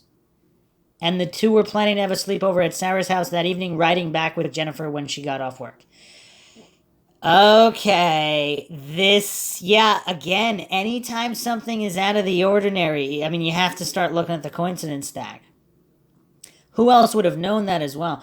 That night, best friends Jennifer Harbison and Eliza Thomas, who were both 17 years old, were working the evening shift at I Can't Believe It's Yogurt. Eliza started her shift at 7 and Jennifer started at 8. And the two would be responsible for closing that store that evening. Over the next several hours, multiple customers would come and go from the yogurt shop, leaving behind scattered breadcrumbs of witness sightings that police would later have to compile together. Between 8:15 and 8:30, a woman named Lucella Jones dropped by the yogurt shop picking up some frozen yogurt for her husband who had just had dental surgery. She would later recall seeing two teenage boys sitting in a booth near the front door who were the only two customers in the shop at the time. Is that kind of weird too? So this is between 8:15 and 8:30 on a Friday night at a relative. Is this a pop-in yogurt shop or is it not? So at that time between 8:15 and 8:30, Lucella Jones is picking up yogurt and she's saying there were only two teenage boys in a booth near the front door. At the time there were no other customers. Is that weird? They seemed to be engrossed in an item that was in the middle of the table, which seemed to be a bag or a sack of sorts, which could have been anything. The popular theory is that it was a sack of marbles. Both were regular-looking teenagers, but in this affluent corner of town, they appeared to be hoodlums. Jones would later describe them as having long, unkempt hair and appearing to be of Hispanic origins, although she couldn't be sure of their race. All she knew is that the two teenagers gave her a sense of unease, which would multiply in the years to come. Okay, so we have another two sets of suspects, or persons of interest at minimum, and so apparently this woman, Lucella Jones, is saying her intuition, she had a bad feeling, and it only got worse. So how much is that worth? You know what would also be weird if those Mexican suspects, if they really were in the yogurt shop but didn't have anything to do with the crime, is that a possibility? Although, again, if there's only two people there between 8:15 and 8:30 on one of the busiest nights of the week, supposedly, Friday night, creeping up to winter break, I mean, unless absolutely everybody's at the mall. I mean, the mall is a little bit of a distance, not much. Less than half a mile, so not that far. But was it far enough? I mean, was there yogurt shop at the mall or other shops at the mall? That's why again, unclear. Locals could clear that up that we're living in the area in 1991. At around 9, 17-year-old Jennifer Harbison took a short break and drove down the street picking up her sister and her sister's friend from the North Cross Mall, which was closing. So the mall's closing at 9. Sarah and Amy returned to the yogurt shop with Jennifer, but would walk down a few doors to a nearby pizza shop called Mr. Gaddy's Pizza, which was closing at 10. They bought a pizza and brought it back to the yogurt shop, where multiple witnesses recall seeing them over the next hour or so eating the pizza in the lobby and being caught up in their conversation. At approximately 9:30, Eliza's mother, Maria Thomas, dropped by the yogurt shop as she and the other parents regularly did during the teens' weekend work shifts. She stayed there for a few minutes, bought some yogurt, and then left, believing that everything was fine. There were no other customers in the store at the time, and nothing seemed to be out of the ordinary where she left. Okay, so apparently it's not that poppin' on a Friday night at 9:30 p.m., 8 to 8:15 p.m. There's one anywhere between 2 and 0 patrons at the time. Okay, let's get into Mindshock land. At some point between 9:30 and 10, a former military policeman and owner of a security firm named Darrell Croft dropped by with a couple of acquaintances. Inside the yogurt shop, Croft noticed two separate young couples, as well as an individual young man who appeared to be alone. Croft described the young man who had a deep voice and a large nose as being fidgety, especially when he spoke to Croft. The young man seemed perplexed by the vehicle Croft had parked in front of the yogurt shop, a security vehicle that had lights similar to a police cruiser. And the young man would express some weird behavior when placing his order, ordering a single can of soda, which he then took with him towards the bathroom in the back of the store, which Croft claims he never saw him leave by the time he left himself minutes later. Speaking to police at a later date, Darrell Croft would be unable to provide much more information about this young man or identify him in any kind of photo lineup. But he did claim that the young man was wearing a green jacket, which looked something that had been picked up from a military surplus store. So this is kind of weird, though, because apparently there's two unidentified guys. Is this young guy, is he not part of these two other guys, one of which also had some kind of army fatigues? Let's see if it's clarified here. Also, Daryl Croft, I mean, how many other people saw this other guy? Because if nobody else saw him, you'd have to assume, I mean, if this guy's shady and he's making up another shady person to cast suspicion away from himself, we have to keep that possibility in mind. Between 10 and 11, multiple witnesses would come into I Can't Believe It's Yogurt, but the final sale was registered at 10:42 to a couple that had just gotten out of a movie and wanted to grab some dessert before heading home. While purchasing their yogurt, this couple would report seeing a couple of individuals, who they believed to be men, sitting at the table closest to the cash register. So they weren't sure they were men? Is that because they had long hair or something? Both were wearing jackets or thick sweatshirts which obscured their faces, but one appeared to be bigger or more muscular, while the other appeared to be skinnier with thin features. Unfortunately, the couple would not get a good look at the pair, but had little reason to believe they needed to. The yogurt shop was scheduled to close at 11, and by the time the two witnesses left at approximately 10:47, one of the teenage employees had already started to wipe down the tables and place chairs on top of the tables. It would later be reported that the two chairs that the obscured men were sitting in close to the cash register would be the only chairs that remained on the floor. While Jennifer and Eliza were the only employees working that evening, it is believed that Sarah and Amy, Jennifer's younger sister and her friend, were helping out so that the teens could leave on time. The two were going to be catching a ride with Jennifer anyhow and likely wanted to get on with their sleepover. Besides, the two were regulars at the frozen yogurt shop and were already accustomed to helping out when they could. Witnesses did not recall seeing Sarah and Amy out in the lobby during the last half hour or so of the store's open hours, but it was believed that they might have moved to the back of the store to begin cleaning up there. That was where their pizza box would later be found, indicating that they had relocated to the back kitchen for at least a little while.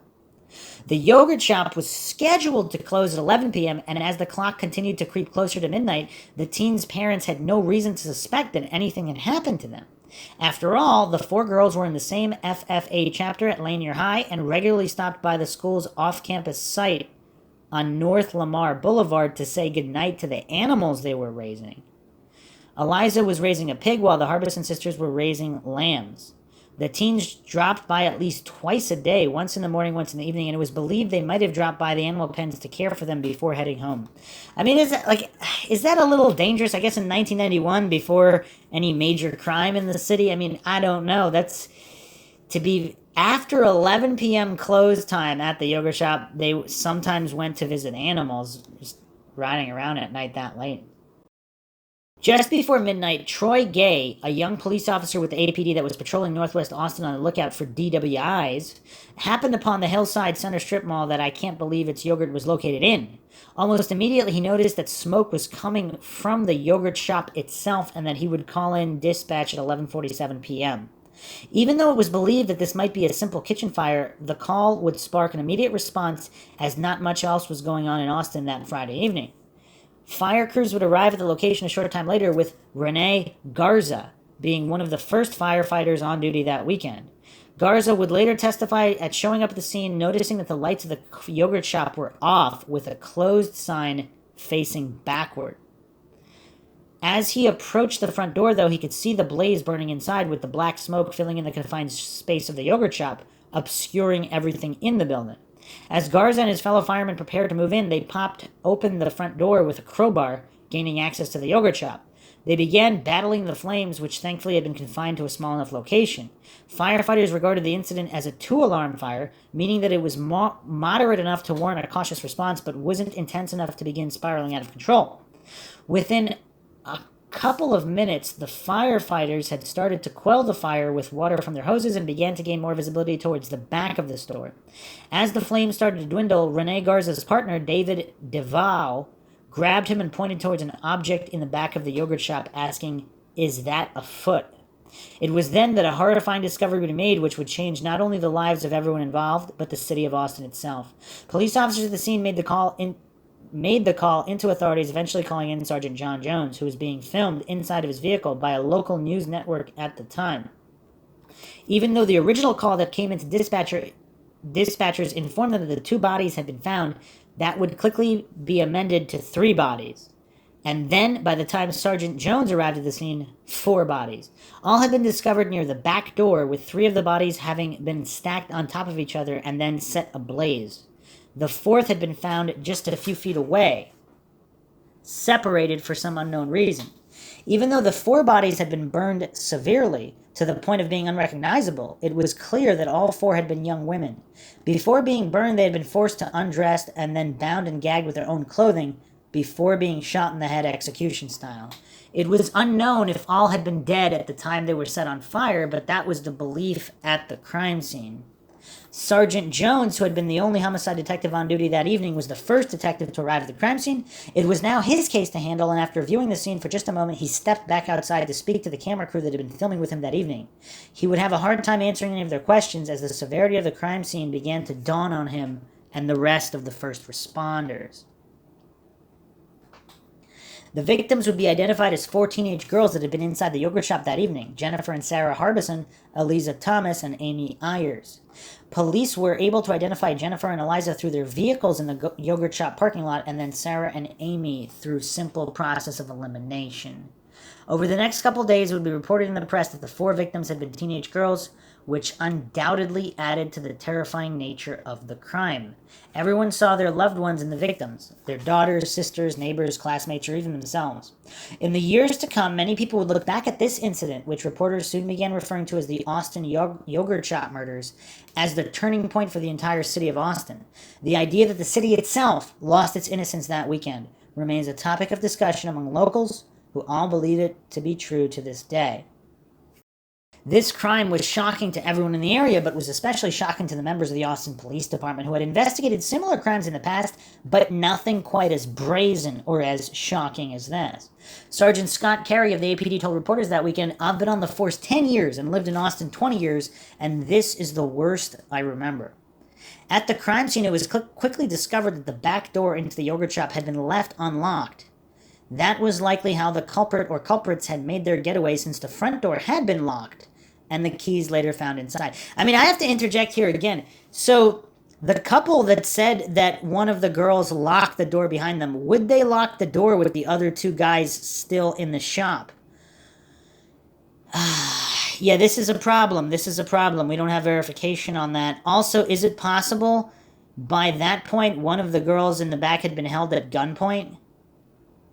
Or did the guys sneak out the back, leaving the door unlocked so the shop was empty, so they felt safe locking the door, not realizing the back door was unlocked? I mean, these are the details that need to be deciphered, because this is all very problematic, because the chairs are still on the floor. What does that mean?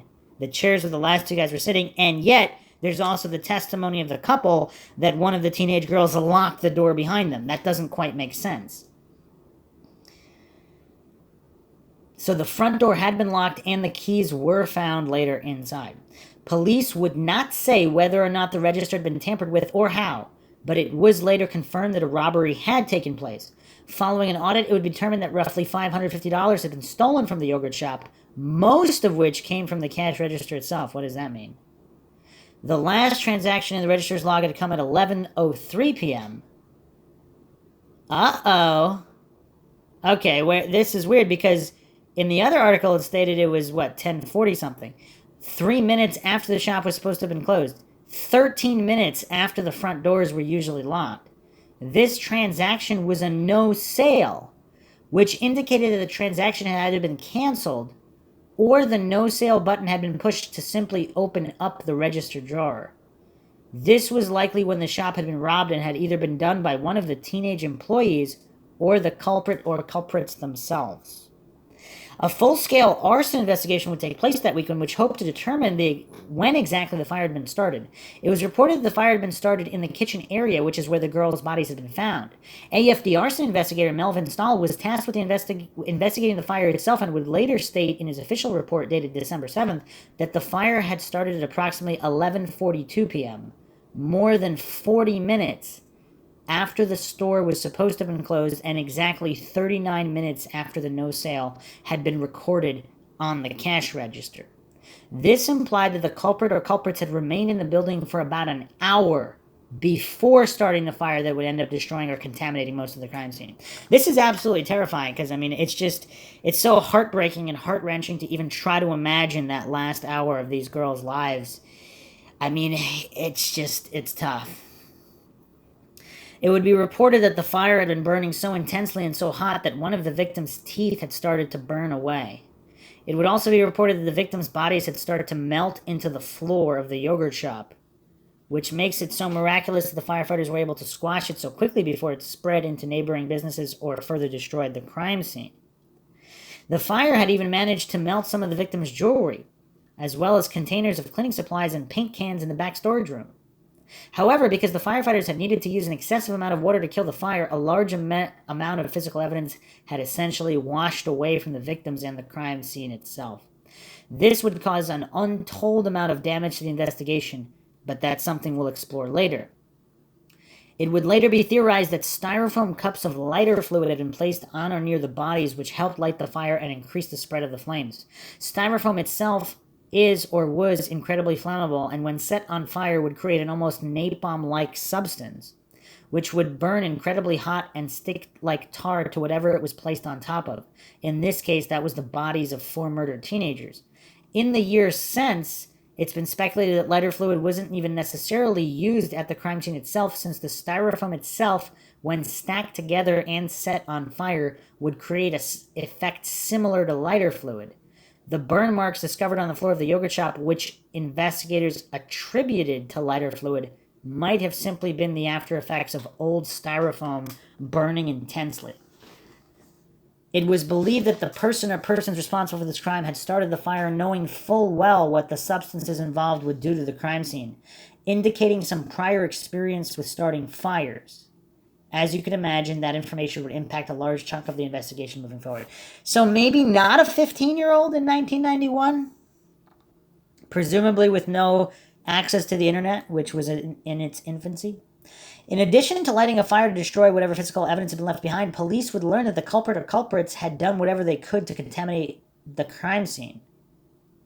On the bodies of the 4 murdered teenagers, the responsible parties had stacked a large number of paper cups and bowls from the yogurt shop, which acted as an accelerant for the flames.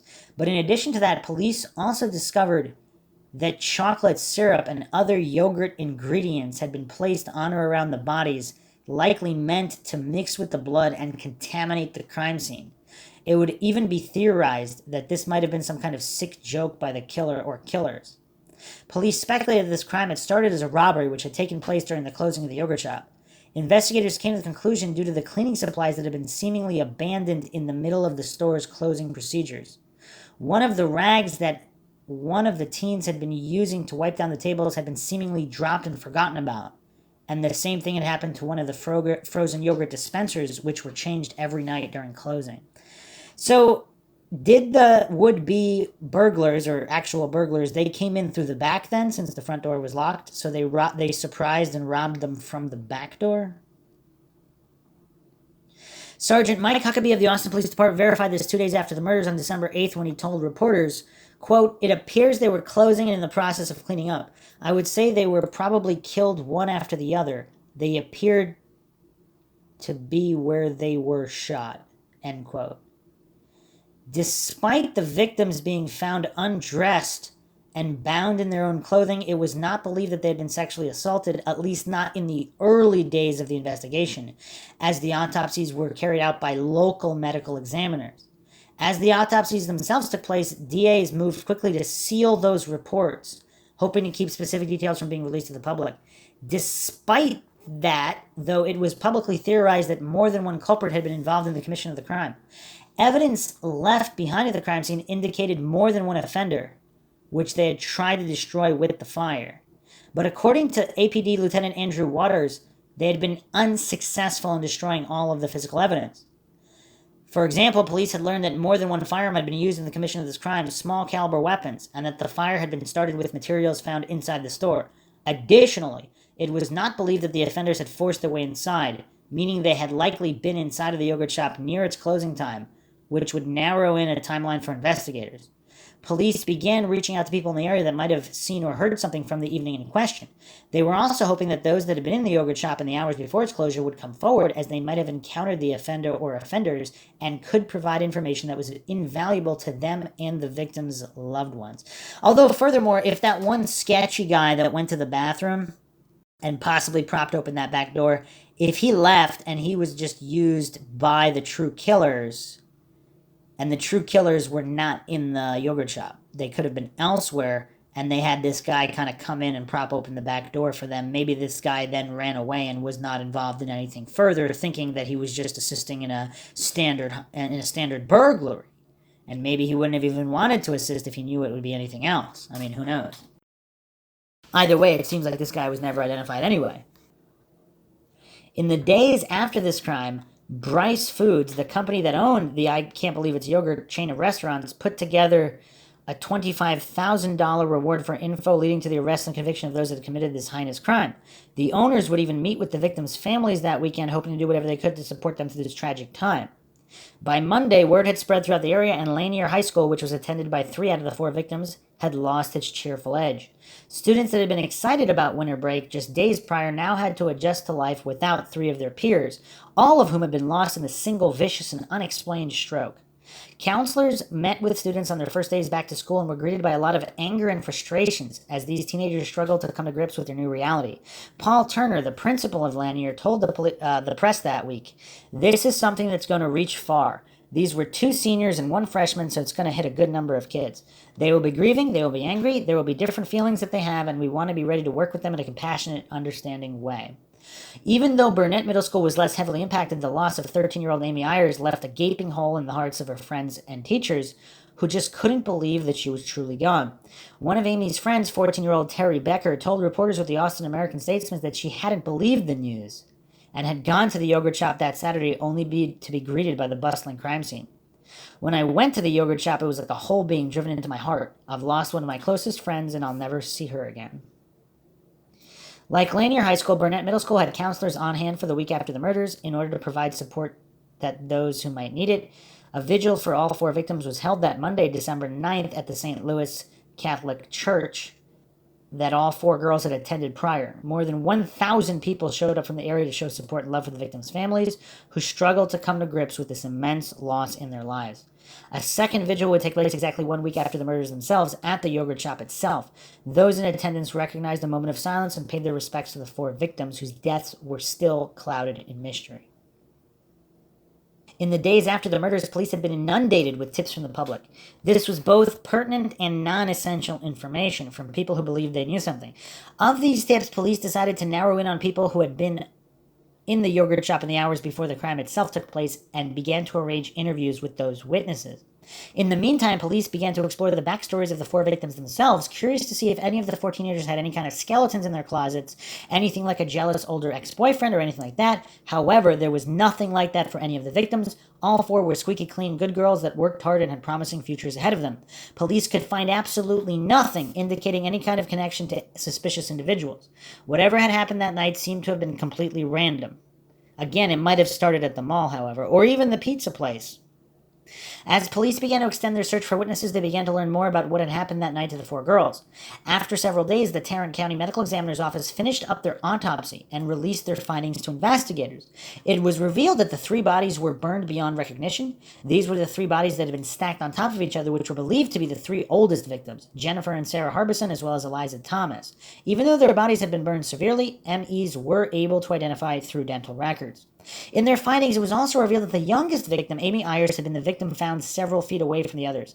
According to some reports, she had been alive at the time the firefighters arrived at the scene, but just barely, perishing moments after they arrived. Supposedly, she had been attempting to crawl away from the flames towards the back door, where she was eventually found, but her injuries were just too much to bear. Each of the victims had been shot at least once in the head, execution style, but it was later determined that the youngest victim, Amy Ayers, had been shot twice in the back of the head. So she was shot twice, survived, lit on fire, survived for a short period of time, and then died. Most peculiar, she had been shot with a different caliber weapon than the others, which cemented the notion that at least 2 separate individuals had been involved. So the other 3 were all shot with one gun, and she was shot with the other. Huh. And they can theorize, but would they not know at which time she was shot? I mean, presumably, how far away from the flames with this much styrofoam and possible additional accelerant or not, would the perpetrators want to be close? Is it possible they shot her after she crawled away, but then they would still have to be in there? So yeah, that doesn't make sense, especially if they know that she was shot from the back, then they wouldn't have been at the door or outside. On the other hand, what's the likelihood she survived 2 shots, not 1, but 2 shots in that? Or was she shot once in the head? Yeah, they still wouldn't be inside the shop, though, unless they came back inside. But why would they come back inside? Yeah, that doesn't make a lot of sense. Even though the original police report indicated that this was a simple robbery murder with no kind of sexual component, it's been theorized over the years that at least one of the victims had been raped before their murders. It was speculated that this had been the youngest victim, Amy Ayers, whose body was found away from the others, but over the years this has continued to evolve to the theory that more than one victim had been sexually assaulted at the scene. It would later come to light that investigators had questioned Jennifer Harbison's boyfriend, Sammy Buchanan, because they found his DNA at the crime scene. However, it would later be determined that he and Jennifer had started having sex in the weeks before her murder, and the two had done so right before she went to work. So my theory about that was correct. So out of the 3 DNA profiles, one profile did they determine that it was truly Sammy Buchanan? In which case it might still only be 2 perpetrators in this crime. A lot of this information, which came from the autopsy findings, would be revealed years later after the case had already gone cold. That's because from the very beginning of this investigation, the Travis County DA had petitioned for the autopsy results to be sealed.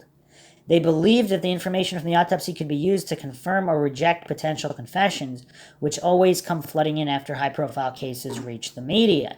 And it was believed that this was necessary in this case, especially since a lot of the physical evidence had been destroyed by the fire and then further contaminated from the water from the fire hoses.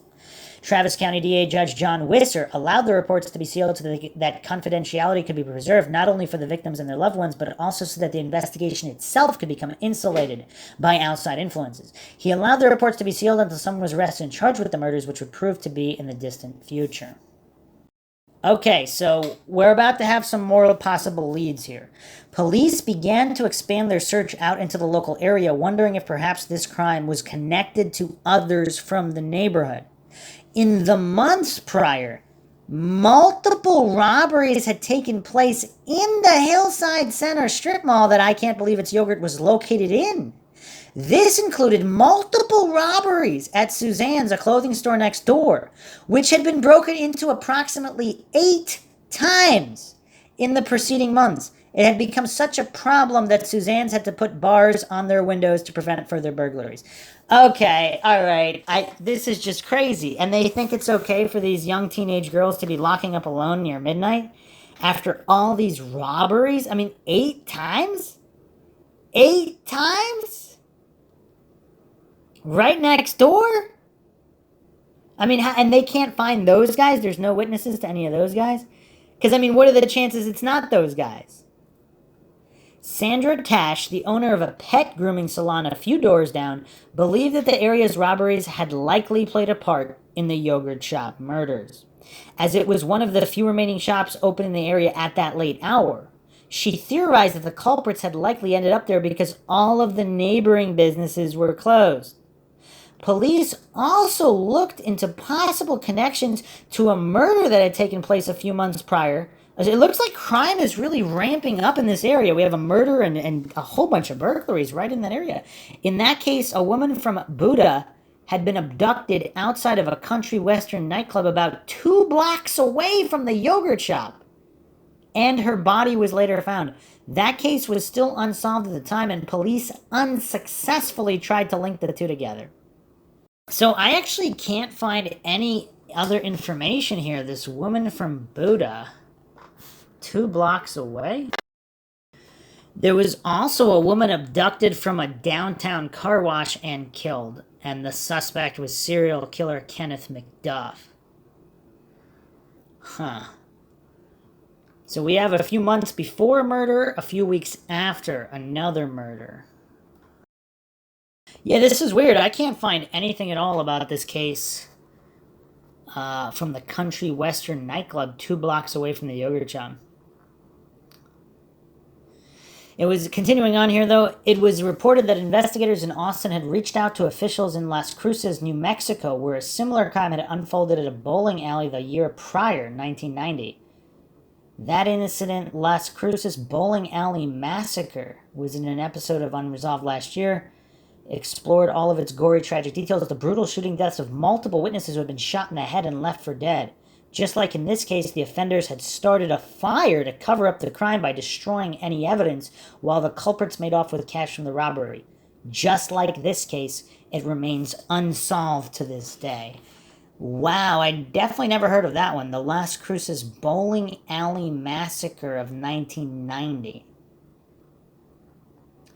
But the theory proliferated that most of the early reporting on this case was the possibility that this crime had some kind of drug connection.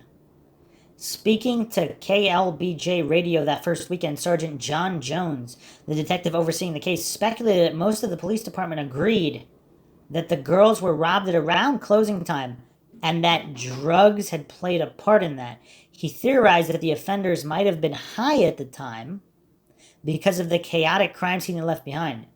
This would be repeated by APD Sergeant Mike Huckabee that same weekend, who spoke with reporters on December 8th. Just like Sergeant Jones, Huckabee believed that the culprits had either been under the influence of narcotics at the time of the crime or hoped to use the profits from it to procure them.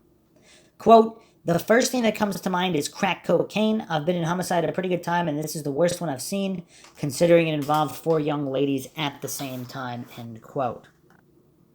In the latter half of December, police released a profile of the killers, which had been created with help from the FBI. This profile, which explored who the potential culprits might have been, also explained whether or not the public was at risk for any kind of follow-up crimes. According to the profile, the culprits of the crime did not plan it out, but they were familiar with the area, due to their quick getaway and their ability to successfully navigate away from the crime scene without alerting the police. They were not at risk to strike again, but were dangerous enough to commit this crime when desperate. Just another thought here, too, on the young squirrely guy who the security guard, or the guy that worked for the security company, he had some kind of vehicle that looked like a cop car, and this squirrely guy seemed to be asking him questions about it, like he was getting nervous. I mean, does that point to his involvement? And why did the security guy not see the other guy? So if this young squirrely guy is not part of the other 2 guys that were there, I mean, a lot of this doesn't make sense. So again here, they were not at risk to strike again, but were dangerous enough to commit this crime when desperate. At least 2 individuals had been involved in the commission of this crime, with the leader of the group being a dominant personality, someone who was able to coax at least one other individual into participating. That person, the follower, was likely to be extremely remorseful and was likely to come forward with answers in the future. It was also likely the offender or offenders had a history of other fire-related crimes, at times using arson to cover up other violent incidents. They undoubtedly had a history of starting fires and probably had a criminal record reflecting that. Also, the other thing that's weird, okay, it's 1991, so not a lot of true crime shows on TV, that's fine. But these robbers, I mean, they're hitting this store next door 8 times? 8 times? They just keep coming back and robbing the same store? Or is it postulated that there's different robbers, but they all want that particular store? I mean, that's just kind of weird. They just keep coming back, so how smart could they be? But on the other hand, they can start this fire with styrofoam and destroy evidence. I mean, there's a lot here that doesn't quite add up. Unless these guys are not the guys that robbed the store next door 8 times. In the weeks after the murders, it seemed like Austin itself had lost its innocence. At least that's what people in the area would say repeatedly as they struggled to come to grips with what had happened. The lives of 4 teenagers had been lost in a single night, and too many people in Austin who had grown up in the area or had relocated from other high-population areas to get away from violent crime, this was a drastic wake-up call. It was a reminder that incidents like this could happen anywhere, including Austin, which had a population of around 500,000 people at the time, but never felt like it. Yeah, so 500,000 people, that's a whole lot of people. Also, again, in that same strip mall, you have a store robbed 8 times right next door. Now the veneer of safety was gone. Something like this happened in a relatively affluent area, and it happened to the most vulnerable population among us, children. Because of that, panic began to creep into the bones of everyone in the area, especially in other businesses where teenagers worked similar hours at similar jobs. Parents that had once pressured kids into this late-hour jobs to try to teach them responsibility began to regret their decisions immediately. Businesses in the area began to ramp up their safety standards, not allowing employees to walk out to their cars alone after dark. Other employers began to lock exterior doors to closing time, increase the number of employees during night shift, and began overhauling regular procedures to make it safer for everyone, not just their younger female employees. In some cases, businesses began to employ security guards who were being hired in record numbers throughout Austin. Even gun shop owners who had started selling an influx of firearms were being inundated with calls from local business owners asking about the legality of keeping a weapon in their store. Statistically, Austin was much safer than many other areas in the U.S. To this day, it is regarded as a safe city, but it is not what many people in Austin felt at the time. Barbara Sirachi, the mother of victims Jennifer and Sarah Harbison, spoke to People magazine in 1992 and asked, quote, "What did we do wrong here? We moved to a nice house in a nice neighborhood. We did all the middle-class American things you can do to protect your family and make it wholesome and right. If this can happen to us, it can happen to anyone," end quote. People in Austin felt like this crime had changed the city and that sentiment is shared to this day. To many, the sense of innocence they had once felt living in the middle of Texas was forever shattered, and they began waiting for detectives to present answers in the form of a suspect that the city could band together against. But as weeks began to stretch into months, it became clear that answers were not readily available, and the uneasiness that this case inspired would continue to linger. Also here on Unresolved, they did go on to clarify Maurice Pierce, the first guy that allegedly confessed. He actually dropped out in middle school. So even though he was 15 or 16, I see both numbers here, he basically had a much younger mental age. And apparently not only that, but he also might have had another undiagnosed mental condition. So if he had, again, mental issues, you can't take that confession seriously. And John Jones wrote that Pierce was lying and just made the whole story up about the gun being used. Sergeant Jones would speak to the press about this confession and others which had started to inundate himself and other investigators. Confessions sound good, but that's not the standard by which charges are filed. If we have the right person, we will charge them. A confession alone isn't enough to get a conviction on. The killers have to tell us certain things that only the killers would know. That didn't happen in this case. They started telling us stuff that wasn't true. They were giving us information they had heard off the street, end quote. Here, in this write-up, it's stating police stated that more than 50 people falsely confessed. That's a lot of people. And Hector Polanco, the detective known for false confessions, he was later removed from the yogurt shop murders task force, and he was eventually fired from APD. He was eventually reinstated through an arduous arbitration process, which generally favors police officers. Wow, that's messed up. Now here's another cryptic issue here. Early January, members of the Austin Police Department began making positive statements to the press claiming that the investigation was preparing to come to an end. According to several members of the APD, they had been aided in their investigation by the FBI's Behavioral Science Unit, who hadn't pitched in on a case in Austin in over 2 decades, but had just recently been profiled in the hit movie The Silence of the Lambs. Now, supposedly, police were ready to make arrests. On January 3rd, 1992, the first Friday of the year, Sergeant John Jones told reporters, quote, "It would be safe to say an apprehension is imminent. We're really confident that this case will come to an end real soon," end quote. What's he talking about here? However, that claim would be backtracked the following Monday, January 6th, which also happened to be the 1-month anniversary of the crime itself. At a press conference announcing the official creation of a task force comprised of local, regional, state, and federal police, officials stated that no arrest was imminent, but they were hoping to find justice for the victims relatively soon. During the press conference, officials would release more comprehensive profile on the culprits as they continued to believe that a group of young men had been responsible, either teenagers or men in their early 20s who were most likely white. The psychological profile had been created, narrowed in on the leader of the group, who investigators believed had been the dominant personality among them. According to this profile, the leader of this group likely had less than a high school education, had a history of discipline problems, both anger issues and substance abuse issues, as well as acting out without considering the potential ramifications, avoided fights or confrontations that he may lose, likely only lashing out when he had strength in numbers. had a history of unemployment, or had to change jobs often because of his unreliability and volatile personality, still lived at home with his parents or some older parental figure, had a criminal record which may have included fire-related crimes, a history of abuse towards friends and loved ones, especially women, was familiar with the area around the yogurt shop, took very little pride in his personal appearance. Regarding this individual, Lieutenant Andrew Waters said, "He is under a tremendous amount of stress from fear of detection and apprehension because the commission of this crime may not have gone as planned. The offender is very concerned about the loyalty of his accomplices because he knows they regret their involvement in this crime," end quote.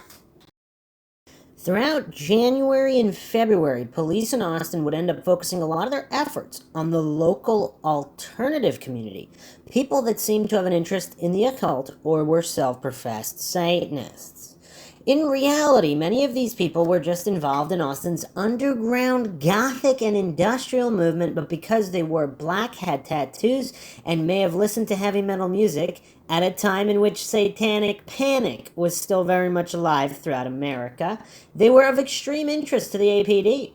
Investigators began to refer to these individuals as PIBs, people or persons in black. Wow. In the weeks after the yogurt shop murders, police spent a lot of time investigating PIBs, believing that the murders might have had some kind of satanic cult angle. Although, you know what's weird, though? If there is no satanic cult angle, and this was just some burglars who were insane, if they were that smart, wouldn't they leave some kind of satanic objects at the scene just to frame this underground community? Because then the police would be chasing their tails, because they were chasing these people anyway. Throughout January and February, investigators would begin to harass several members of this underground community, attempting to get friend to testify against friend, grilling people in lengthy police interviews, and trying to figure out intimate details of these individuals' sex lives. One woman named Claire LaVey, I wonder if that's her real last name, was even accused of APD by being part of a satanic cult in the region that participated in illegal activities. 48 Hours had begun putting together a special about the case and were actually filming when police conducted a raid of LaVey's home, hoping to find proof of satanic sacrifices and grave robbing. The host of 48 Hours, Erin Moriarty, even referred to LaVey as a high priestess, which would turn out to be nothing more than a cringe-worthy accusation. The bones discovered in LaVey's house were little more than clay sculptures and animal bones, and the rumors of her having led a devil-worshipping cult were just that, silly rumors perpetuated by the same overzealous folks that perpetuated a lot of the satanic panic myths of the 80s and 90s. What's really crazy, though, is a lot of those weren't myths. I mean, there was a lot of satanic activity going on, and still continues to this day. Obviously, there's also a lot of non-satanic activity that gets labeled as such because of all the other real satanic activity, and obviously the stigma that's associated with it. There's a lot of goofs out there who actually maintain that there's zero satanic activity going on in this time period and even through to today. It's really weird, despite the documented satanic abuse and sacrifices and all that craziness. Members of this community would later express the belief that Austin police were trying to shut down their movement, having used the yogurt shop investigation as a cover to do so. And that belief would be granted some kind of backing when the police themselves announced that none of the persons in black were suspected of involvement in the yogurt shop murders. By March, police would announce that there was nothing cult-related about the crime scene, but they were unwilling to give up on any lead, no matter how zany or outlandish.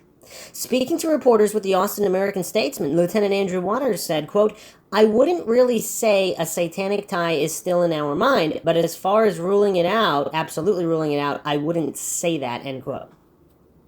Several weeks after the investigation had started, the case began to receive national attention through a couple of high-profile broadcasts. First came an appearance in America's Most Wanted, hosted by John Walsh, which was then followed by an even more in-depth appearance on 48 Hours, hosted by the aforementioned Erin Moriarty. Here she is in a brief clip asking Sergeant John Jones about the active state of the investigation. As weeks dragged out into months, with no end in sight for the criminal investigation, the loved ones of the victims struggled to move on, especially since they had to do so without any kind of resolution.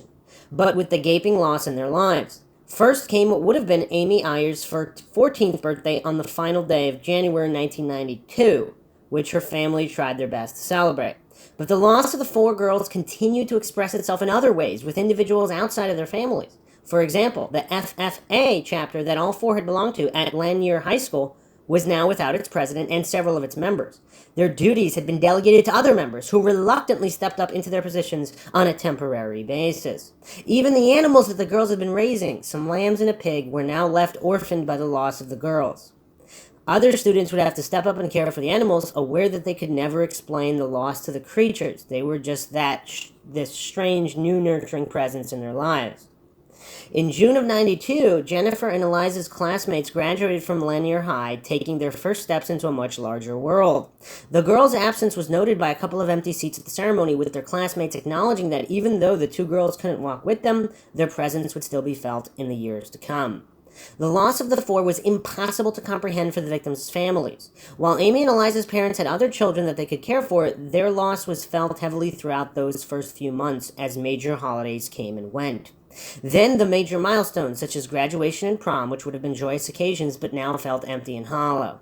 For Jennifer and Sarah's parents, the tragedy was twofold. Both sisters had been lost in a single evening, and neither of their parents had any other children. Meanwhile, the scene of the crime itself, the I Can't Believe It's yogurt shop in the Hillside Center shopping center, would never reopen for business again. After being cleared by investigators, the interior of the store was left for weeks before being emptied.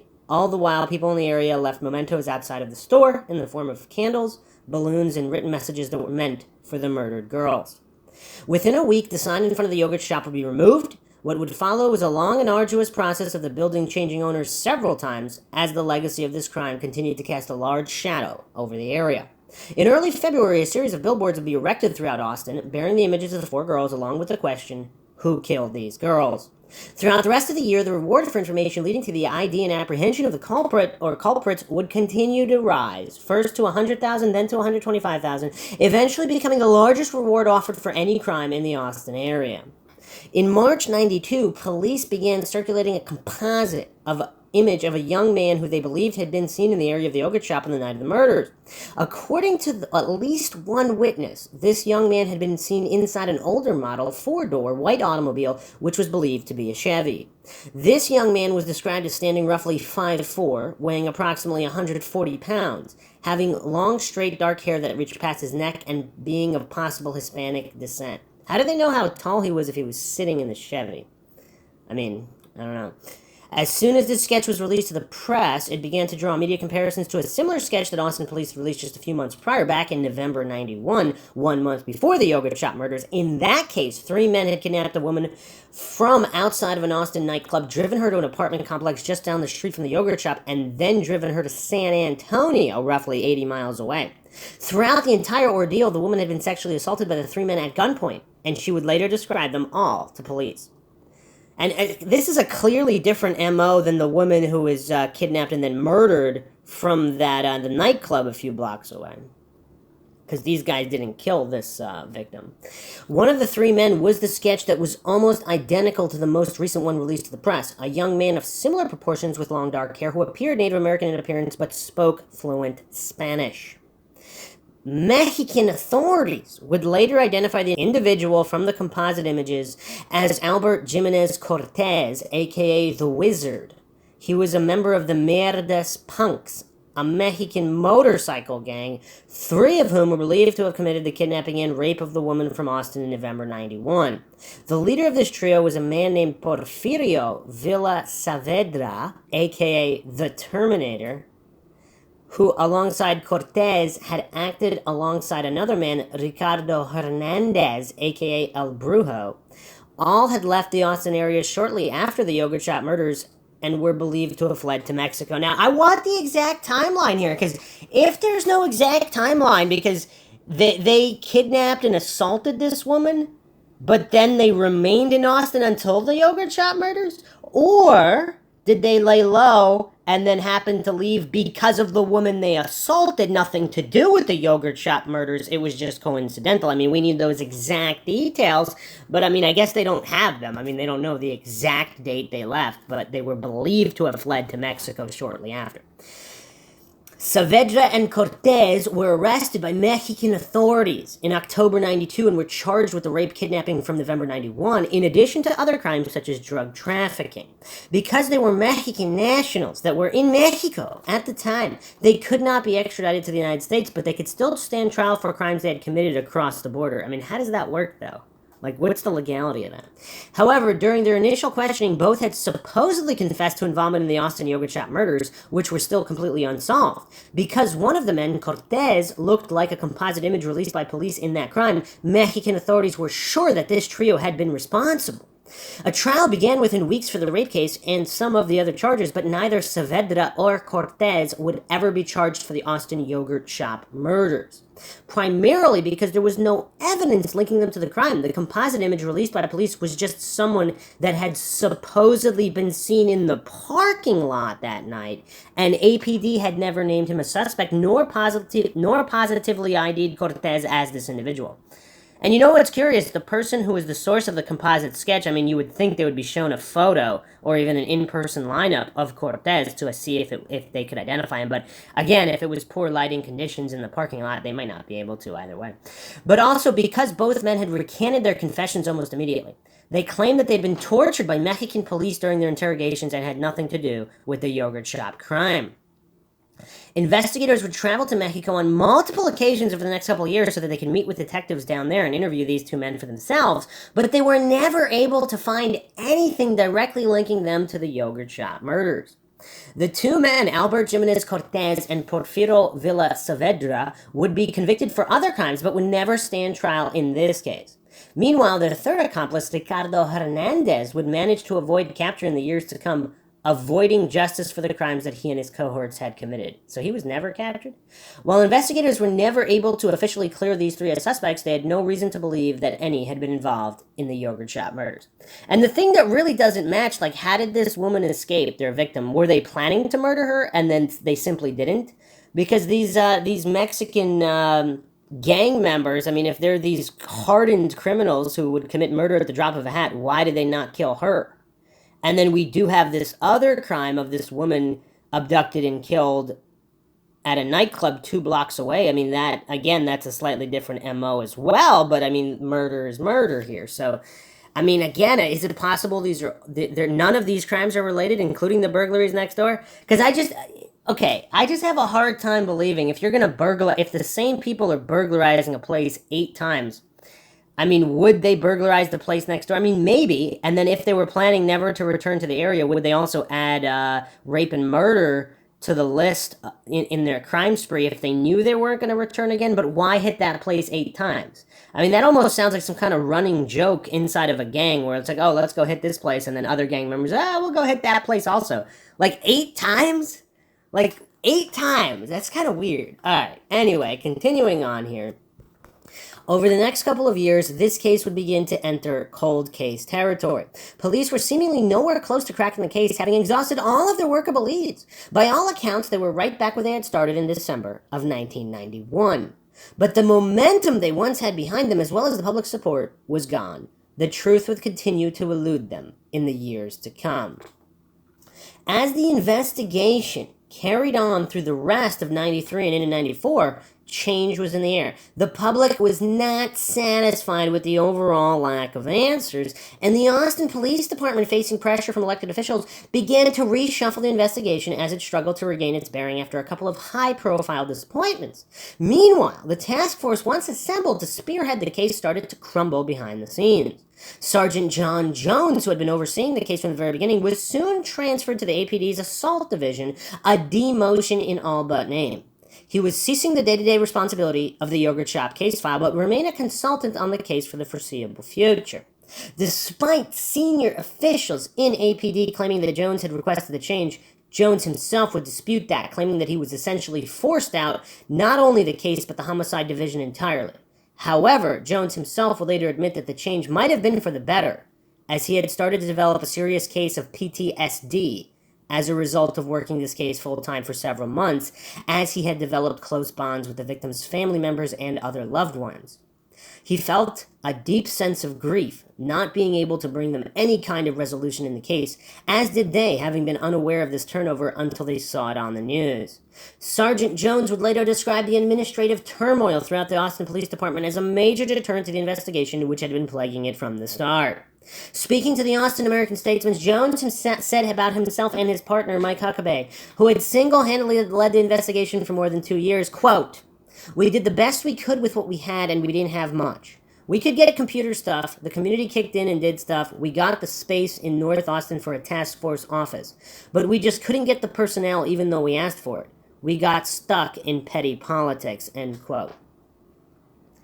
I mean, I don't know, like, obviously personnel would have helped, but it seemed like they followed the leads that they could. I mean, they followed all these leads, like...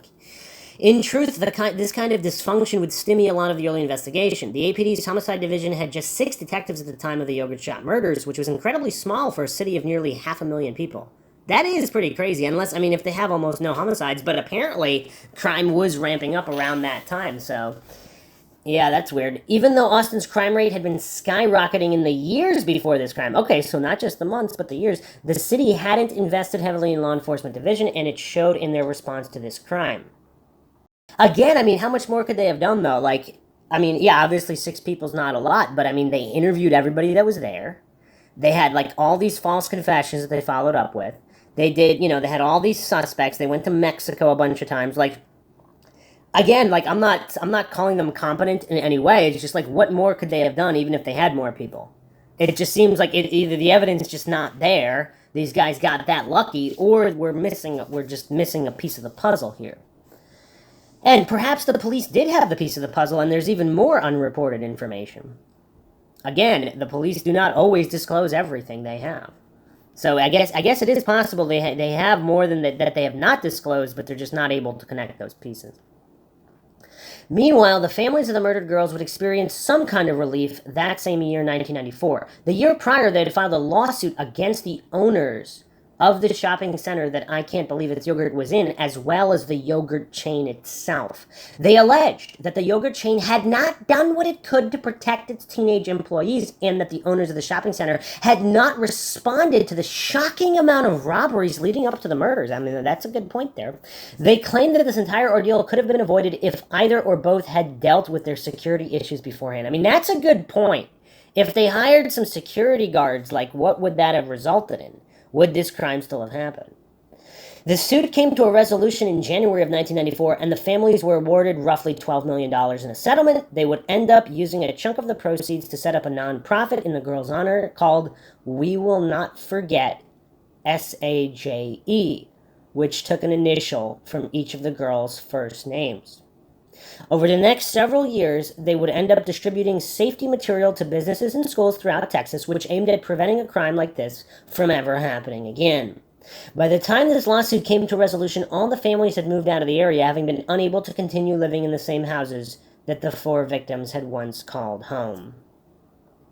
Throughout the mid-90s, another prominent suspect would emerge in the form of a serial killer, who for decades had been inspiring terror in Texas. In 1966, Kenneth Allen McDuff had just been paroled for burglary and would go on to commit a heinous crime alongside an accomplice. In that case, McDuff and his accomplice would abduct 2 men and a woman at gunpoint, forcing them into a car trunk and then driving to an isolated location. There, the 2 men were shot in the head. The woman was forcibly raped before being strangled to death by McDuff with a broomstick. The crime would later earn the nickname the Broomstick Murders, but would only remain unsolved for a few hours. The following day, McDuff's accomplice, Roy Dale Green, would confess his involvement to police and agree to testify against him in the subsequent trial. Kenneth McDuff was later arrested, charged, and ultimately sentenced to death for this crime. During his incarceration, however, the death penalty would be suspended, earning McDuff a stay of execution. In 1989, he was granted parole due to an overcrowding issue plaguing Texas prisons, and he became a free man once again. See, this is weird. If the prison is overcrowded, are you going to parole the serial killer? Wouldn't you parole a non-serial killer? Wouldn't that, unless this prison is just full of serial killers and he was the one with the lowest death count, what's going on here? How do these guys get paroled? What about, all the non-violent drug offenders? It's believed that almost immediately after his release, Kenneth McDuff started killing again. He is known to have killed several women throughout Texas over the next couple of years, many of whom went missing or their cases unsolved, while McDuff assimilated back into society. All the while, he became a violent drunk and a cocaine addict, which only exacerbated his existing issues.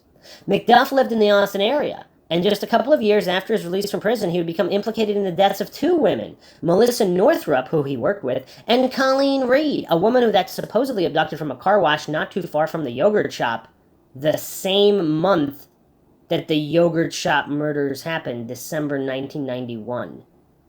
Wait a second. So, is this... So, okay, how... What? So, two women were abducted and killed within weeks of the yogurt shop murders? By the time police suspected McDuff of either, he had already fled the area, but was later found to be living in the Kansas City region under an assumed name. Following an appearance on the television programs America's Most Wanted and Unsolved Mysteries, McDuff was arrested and tried for the murder of Melissa Northrup. He was eventually found guilty and sentenced to death. Subsequently, he was tried for the murder of Austin's Colleen Reed, whose body had not yet been found, but whose disappearance had been linked to McDuff and an accomplice. He was also found guilty in that case and eventually led police to Reed's body just outside of Marlin, Texas. Man, so this guy's still using an accomplice after his first accomplice turned against him in the other murders? I mean, that's kind of weird. For the next few years, Kenneth McDuff would remain on death row, confessing to several crimes that he had already been tied to. In at least a handful of cases, he was able to lead police to the bodies of other women he had killed and disposed of. But as his execution date approached in 1998, McDuff decided to throw up a Hail Mary and confess to Austin's most infamous unsolved crime, the yogurt shop murders, which remained unsolved nearly 7 years later. He believed that his confession might perhaps grant him more time, at least a stay of execution from the state governor, George W. Bush. But he thought wrong. On November 17, 1998, Kenneth Allen McDuff was executed by the state of Texas. Whatever secrets he might have still had went with him to the grave. Wait, hold on a second. Did they not even try to get in... Whoa. Did they not even try to interview him in relation to that? Did they just assume he was lying? Because what if he can provide details that have never been released proving that he was responsible for the yogurt shop murders? Did they at least not grant him like a 2-minute interview to prove that, to give him a chance to prove that he could have done it? Because if he actually did do it, and they didn't even give him a chance to prove it, like how would they ever... I mean, this is weird. Unless the police never want this solved for whatever reason. This is really weird. After his death, investigators would compare his confession to their records, which included his fingerprints and DNA, which they could compare to samples recovered from the crime scene. Despite Austin police investigating him as a serious suspect, they could find no feasible link between McDuff and the Austin yogurt shop murders, and he was posthumously cleared as a suspect in the case. Like, how did they do that, though? Because he's got a history of using accomplices. Yeah, this is tough. This is really tough. And again, I don't know if I trust the Austin Police Department. I mean, have the FBI investigated McDuff in relation to the yogurt shop murders? Like, have other agencies other than Austin Police investigated him? Because if Austin Police, whoever, I mean, I don't have that much confidence in whoever the Austin Police Department cleared. I mean, I would need other agencies to clear him to have confidence in that clearing being legitimate. Wow. In January 96, more than 4 years after the yogurt shop murders, APD Detective Paul Johnson was chosen to begin overseeing this investigation, which had not seen much public activity in recent months. Before he could truly dive into the case, however, he needed to reorganize almost everything about it, to try to uncover leads that may have been glossed over or forgotten about in the maelstrom of those first few years. This was no easy task, considering that the investigation led by Sergeant Jones and others had collected information on more than 1,200 suspects, accumulated more than 5,000 pages of handwritten notes in a computer case file containing more than 10,000 pages of reports and logs. See, here's the thing, like, John Jones can say that he was understaffed and all this, but look at the amount of work done! Like, this was not a case swept under the rug where there was no work done. They did a ton of work on this case. I mean, you can't knock them for the quantity. Now, maybe the quality of the work wasn't that great, but the quantity seems to be there, just judging by all this information here. He would have to begin reorganize everything into smaller, more manageable files, which he tried to separate by tip and by suspect. As you can imagine, this was an incredible lengthy task which would go through several starts and stops over the next couple of years. During this time, the original task force, which was comprised of Austin Police, Travis County Sheriff's officials, members of the FBI and ATF, and others, would officially disband after several months of inactivity. A second task force would be assembled in its aftermath to reconsolidate assets and information, but that too would die a quick death. Perhaps poor phrasing there. It would take a couple of years for this reorganization to truly reap any benefits as the APD began reaching out to outside agencies for help. Wait, only now? What?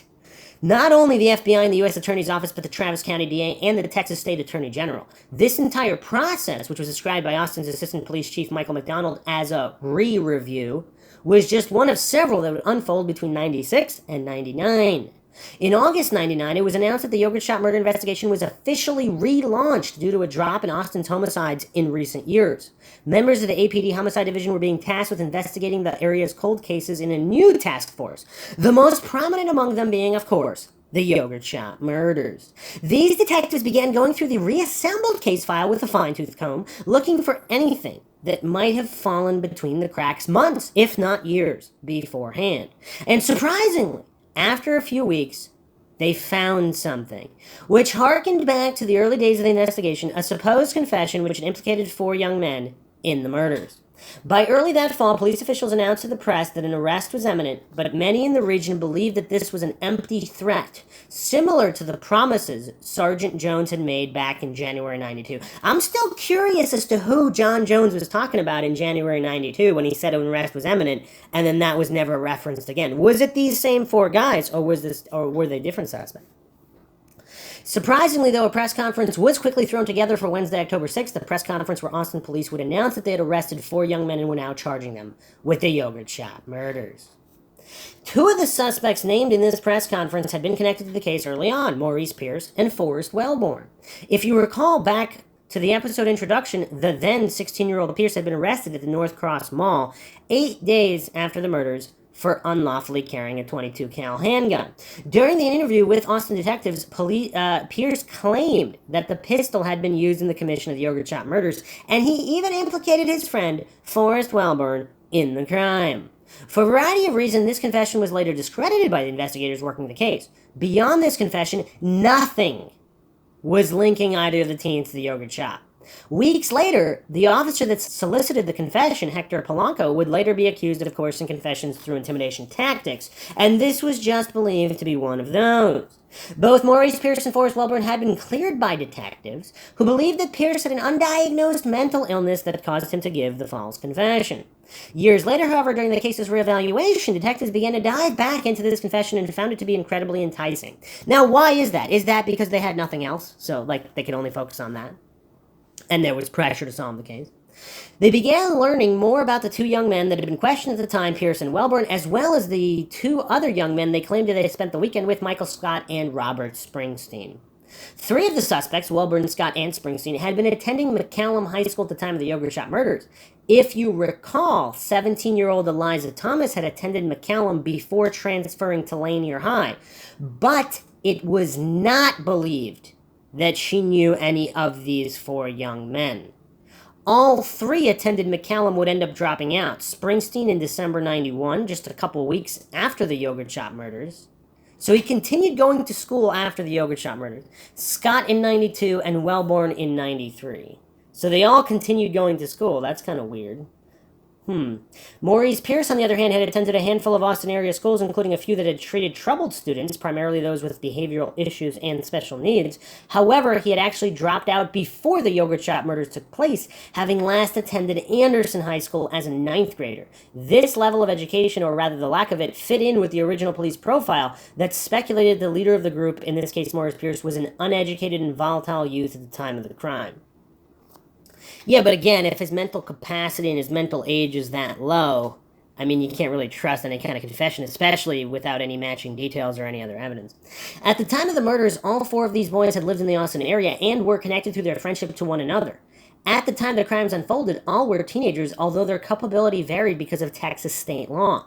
Maurice Earl Pierce had been 16 at the time of the murders and would continue to live in the Austin area throughout 1997. He had only one significant encounter with police in the years since, a misdemeanor drunk driving arrest from 1992, but had since moved to the Dallas area and begun to live a respectable life. He was working in a warehouse and had just recently married his longtime partner, whom he had known for over a decade and had a 7-year-old child with. Forrest Brooke Wellborn had been just 15 at the time of the crime, making him the youngest of the 4 suspects implicated. Like Pierce, Wellborn only had one real run-in with the law, a 96 incident in which he had pleaded no contest to driving with a suspended license, but he had since moved to Lockhart, Texas, 30 miles south of Austin. There he lived alone in an RV park and ended up starting a career as a rather talented mechanic. At the time of his arrest, he had just opened up his own shop in Lockhart. Robert Burns Springsteen Jr. was 17 in December 91 and had dropped out of high school less than 2 weeks after the yogurt shop murders.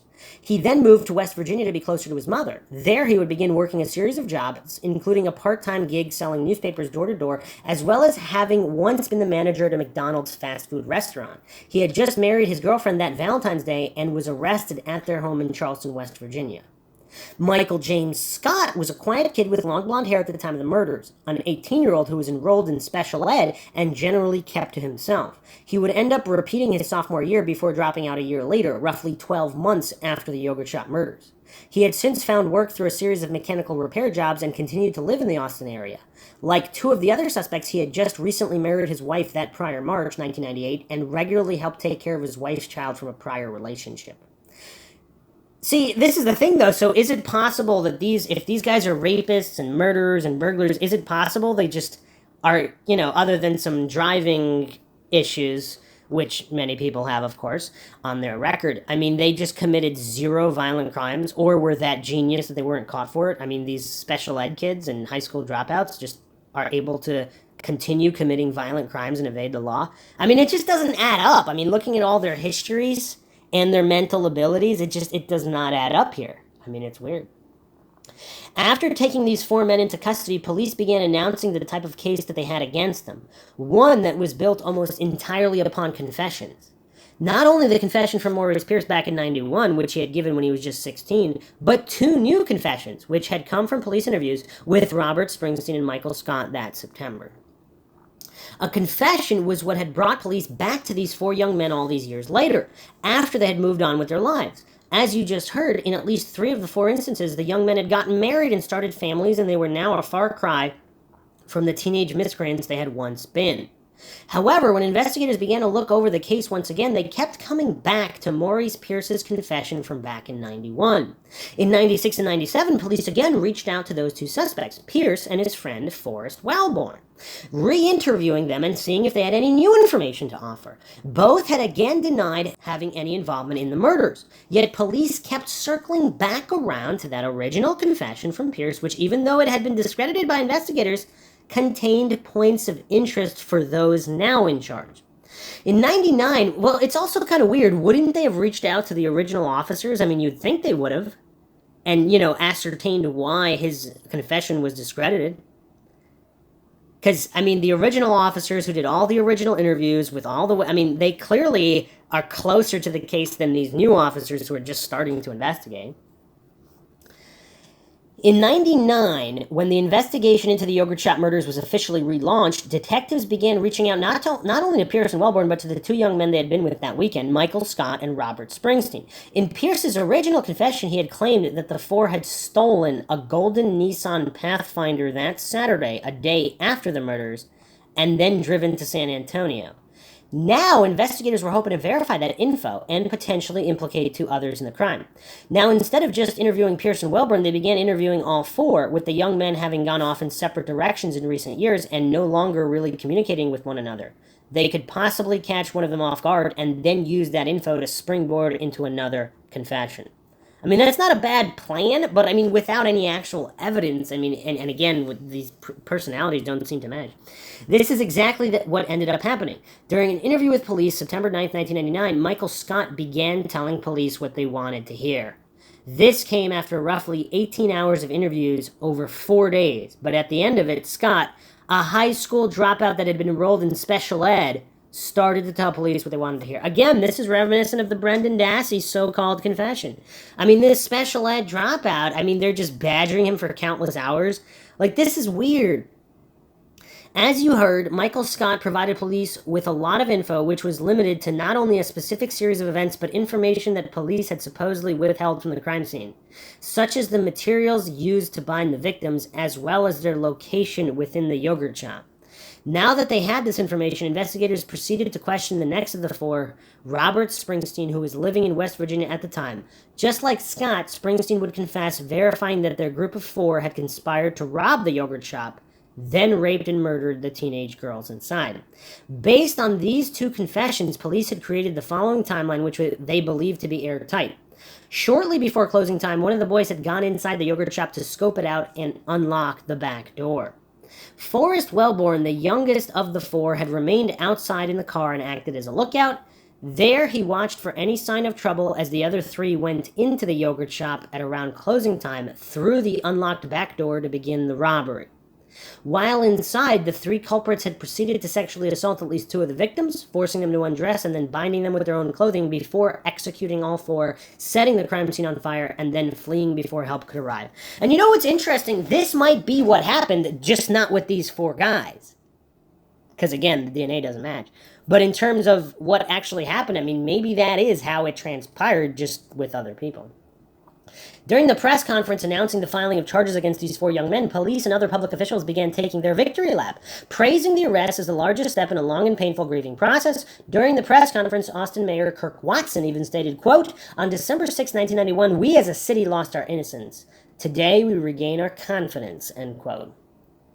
The loved ones of the victims expressed gratitude toward the investigators for dedicating so much time to the case over the years, but were too reluctant to begin gloating quite yet. It had still taken police nearly 8 years to arrive at this point, and had done so only after circling back to some early leads that the original investigators had discounted entirely.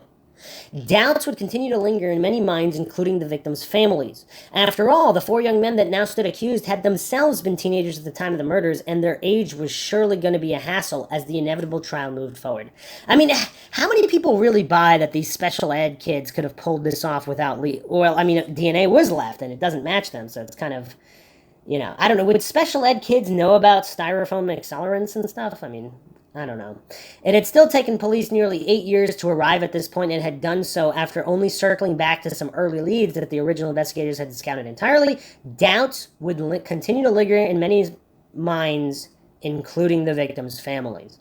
After all, the four, especially since prosecutors stated that they were going to be pushing for the death penalty in at least 2 out of the 4 cases. The other 2, since they had been minors at the time, could only be sentenced to life in prison. While police and prosecutors were assured that they had the culprits of Austin's most high-profile murder case behind bars, awaiting trial, a more complicated story would begin to unfold over the next several months, a story that wasn't as black and white as officials would lead the public to believe.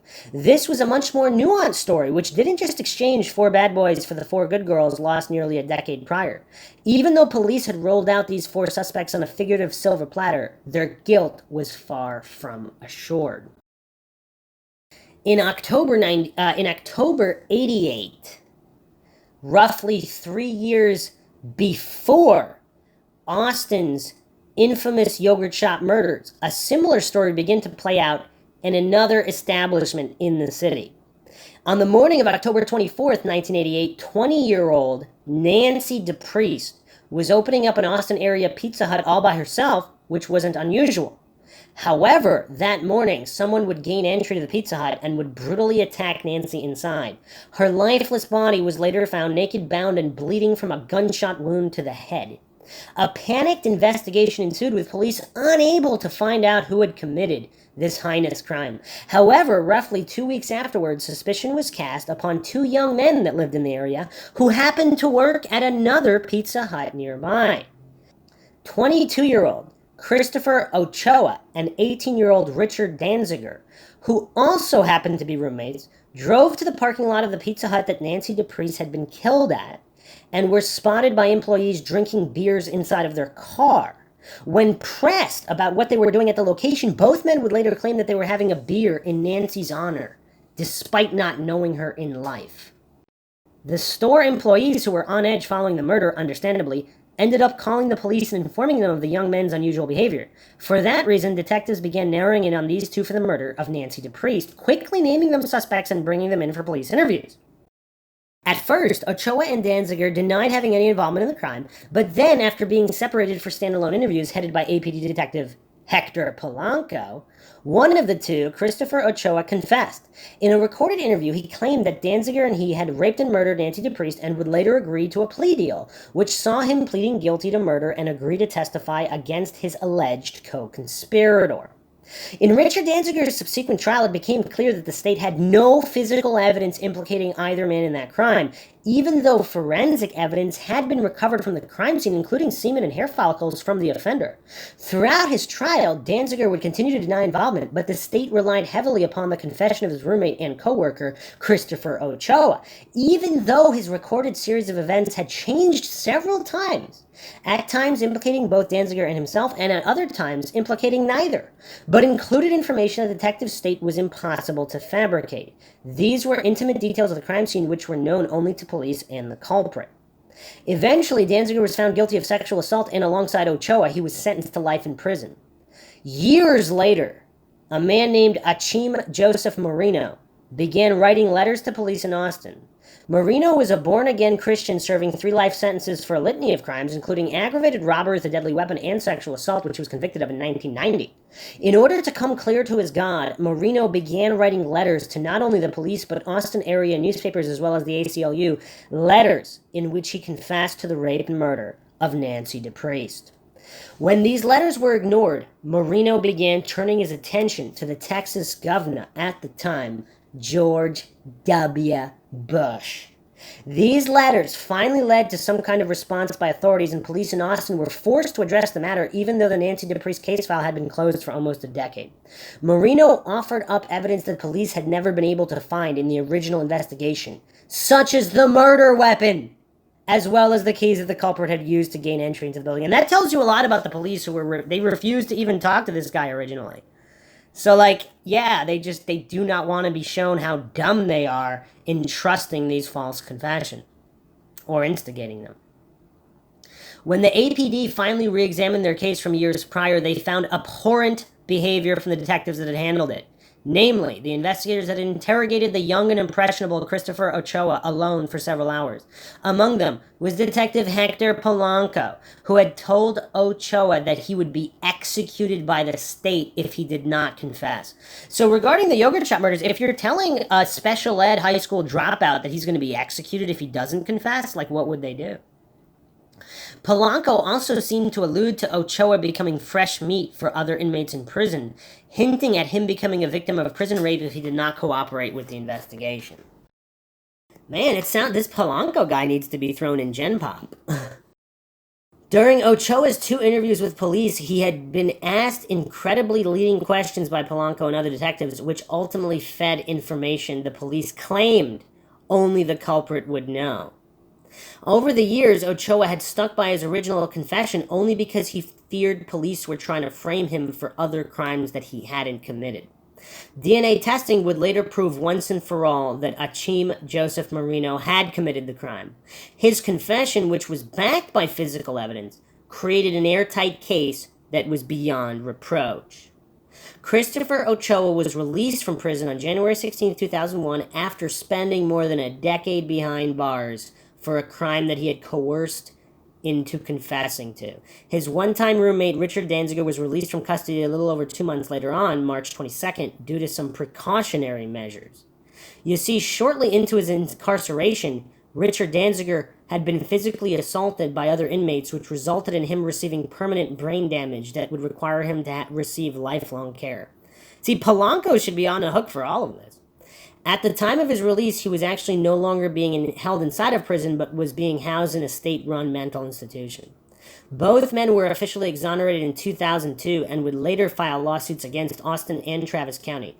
Ochoa would receive $5.3 million from Austin taxpayers, while Danziger would receive close to $11 million, which came from not only Austin and Travis County residents, but compensation for injuries he had sustained while incarcerated, as well as a sizable chunk from Ochoa for falsely implicating him. This story would unfold at the same time another story was captivating Austin. the story of the infamous yogurt shop murders, which would keep the city ensnared for over a decade. In that case, 4 girls had been murdered back in December 91, and their crime would go completely unsolved until October 99, when police announced the arrest of 4 suspects who had come upon their radar after a similar confession, which coincidentally was also conducted by Hector Polanco.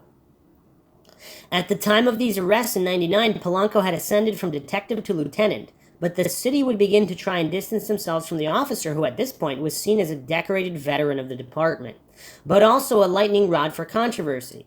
In addition to coercing this false confession from Christopher Ochoa back in 1988, he had solicited a now discredited confession from Maurice Pierce back in 91. A confession that ultimately ensnared Pierce and 3 of his teenage friends in the high-profile yogurt shop investigation.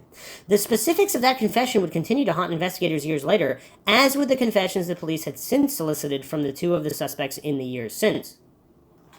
The investigation into the yogurt shop murders had been officially relaunched in August 99, and for the next month, police would begin to re-interview suspects from months and years prior. This included those that had never really panned out or been thoroughly explored in the past, among whom were Maurice Pierce and Forrest Wellborn, 2 young men that had been implicated in the case back in 91. It also included Michael Scott and Robert Springsteen, 2 of their friends whom they had claimed to be with on the weekend of the yogurt shop murders.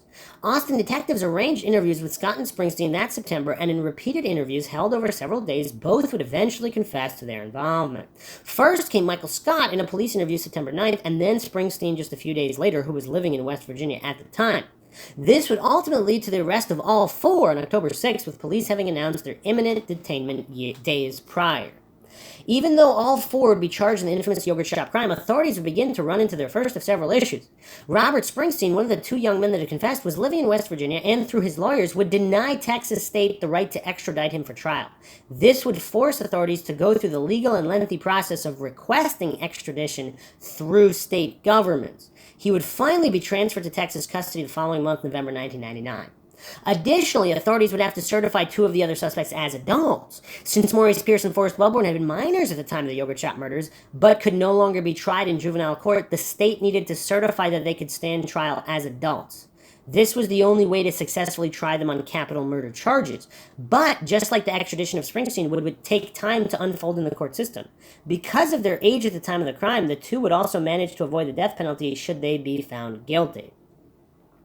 Despite police having these 2 new confessions from Scott and Springsteen, prosecutors knew that they would likely need much more than that to successfully convict all 4 of the suspects. Especially since Maurice Pierce's original confession from 91 would be inadmissible in court due to investigators having thrown it out years ago, as well as the detective at the time, Hector Polanco, developing a reputation for soliciting false confessions. Prosecutors also knew that Texas state law made it virtually impossible for co-conspirators' confession to be the only evidence linking someone to a crime, since they themselves were admitting to the crime and their judgment could not be wholly trusted over co-conspirators. Because Scott and Springsteen had confessed to the crime, their confessions could be used against them and each other, but not against the other 2 who had denied involvement. Prosecutors would need additional evidence to go after Pierce and Wellborn, physical evidence, forensics, witness sightings, just something substantial since detectives had investigated and cleared them years prior. Police still had Maurice Pierce's gun from 91 in custody, the .22 cal that he had been carrying when he was arrested by the police at North Cross Mall 8 days after the murders. They had been unable to link that gun to the murders back then, but they were now hoping to do so with more advanced testing methods. These ballistic tests could play out in the background of the case over the next several months as more information about the suspects and their arrests began to leak out to the press.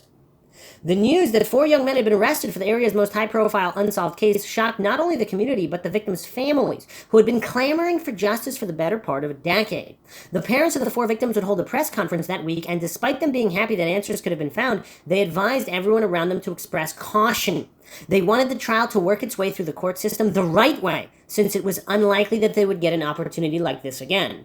I mean, unless they actually found the real guys with matching DNA evidence. Meanwhile, those that knew or had known the 4 suspects could not believe that they had been charged in this crime. Their loved ones believed that the 4 could never have committed a crime like this in their past, even though they had been known delinquents in their teenage years.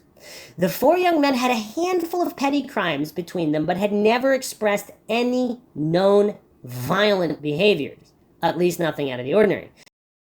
Each young man had some kind of relatively minor run-ins with the law, which included a misdemeanor weed arrest for Michael Scott, driving with a suspended license for Forrest Wellborn, and a DUI for Robert Springsteen. Among the four, Maurice Pierce was the only one with an established criminal record, but most of that came from his youth and could be tied to his volatile home environment. He had been forced to drop out of high school to help take care of and provide for his family, and before that he had been known to occasionally use illicit drugs and get into fights at school.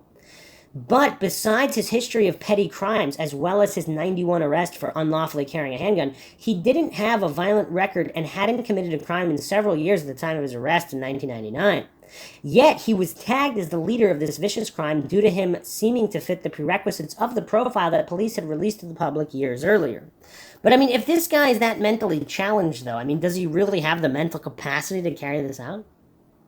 The families of the two men that had confessed, Michael Scott and Robert Springsteen, pointed to their level of education as a major reason for them to falsely confess. Both had been enrolled in special ed and had to repeat grades before dropping out of high school. So not only were they in special ed classes, but they couldn't even pass the special ed classes. They had to repeat grades in special ed. Their loved ones cited this lack of education as well as their impressionable natures as proof that police had solicited these confessions through intimidation tactics that they knew the two would be susceptible to. Not to mention the police, Polanco having a history of threatening and getting false confession. But those cries would fall on deaf ears for the next several months as their trials continued to barrel forward with inevitable momentum. Throughout November 99, certification hearings were held to conclude whether or not Maurice Pierce and Forrest Wellborn, the youngest of the four suspects, could be tried as adults in an upcoming trial. These hearings would be the first time that much of the info about the case and the investigation would be purveyed to the world at large. These hearings included details about how the teenage girls had died, the state of undress that their bodies had been found in, the specifics of how their bodies had been burned, and the implication that at least two of the four victims had been sexually assaulted before their deaths. As you can imagine, this made an incredibly emotional affair for the victims' loved ones who had been living in the unknown for almost 8 years. For the first time, a series of events for the crime was laid out to the general public, which the police claimed to have been put together via confessions from Michael Scott and Robert Springsteen. According to them, one of the boys had scoped out the yogurt shop during its open hours and had unlocked the back door. Along with the two others, they had snuck back in around closing time, while the youngest suspect, Forrest Wellborn, remained outside as a lookout. Inside the yogurt shop, and again, so hold on a second. So none of the people, there were no witnesses who placed them there?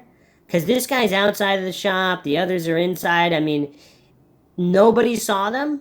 I mean, that's kind of weird.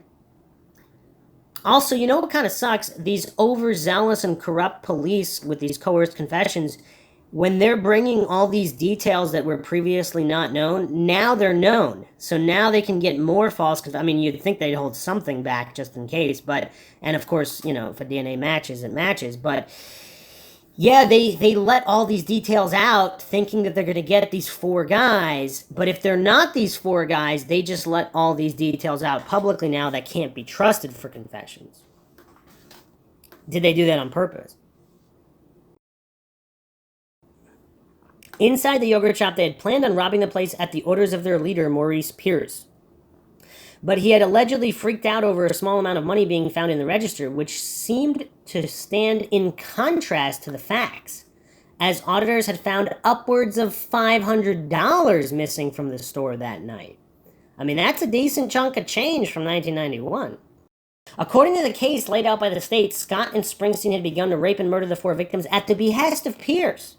They bolstered their case with testimony from investigators that had worked the case in the past, as well as first responders that had been at the crime scene the night of the murders. Together, they painted a terrifying portrait of the four offenders, which was enough to convince Judge Jeannie Moorer to certify Pierce and Wellborn, allowing them to be tried as adults in their upcoming trials. However, because the state was unable to provide any physical evidence throughout the certification hearings, the bail for both Pierce and Wellborn was lowered significantly, allowing the latter, Wellborn, to post bond that December.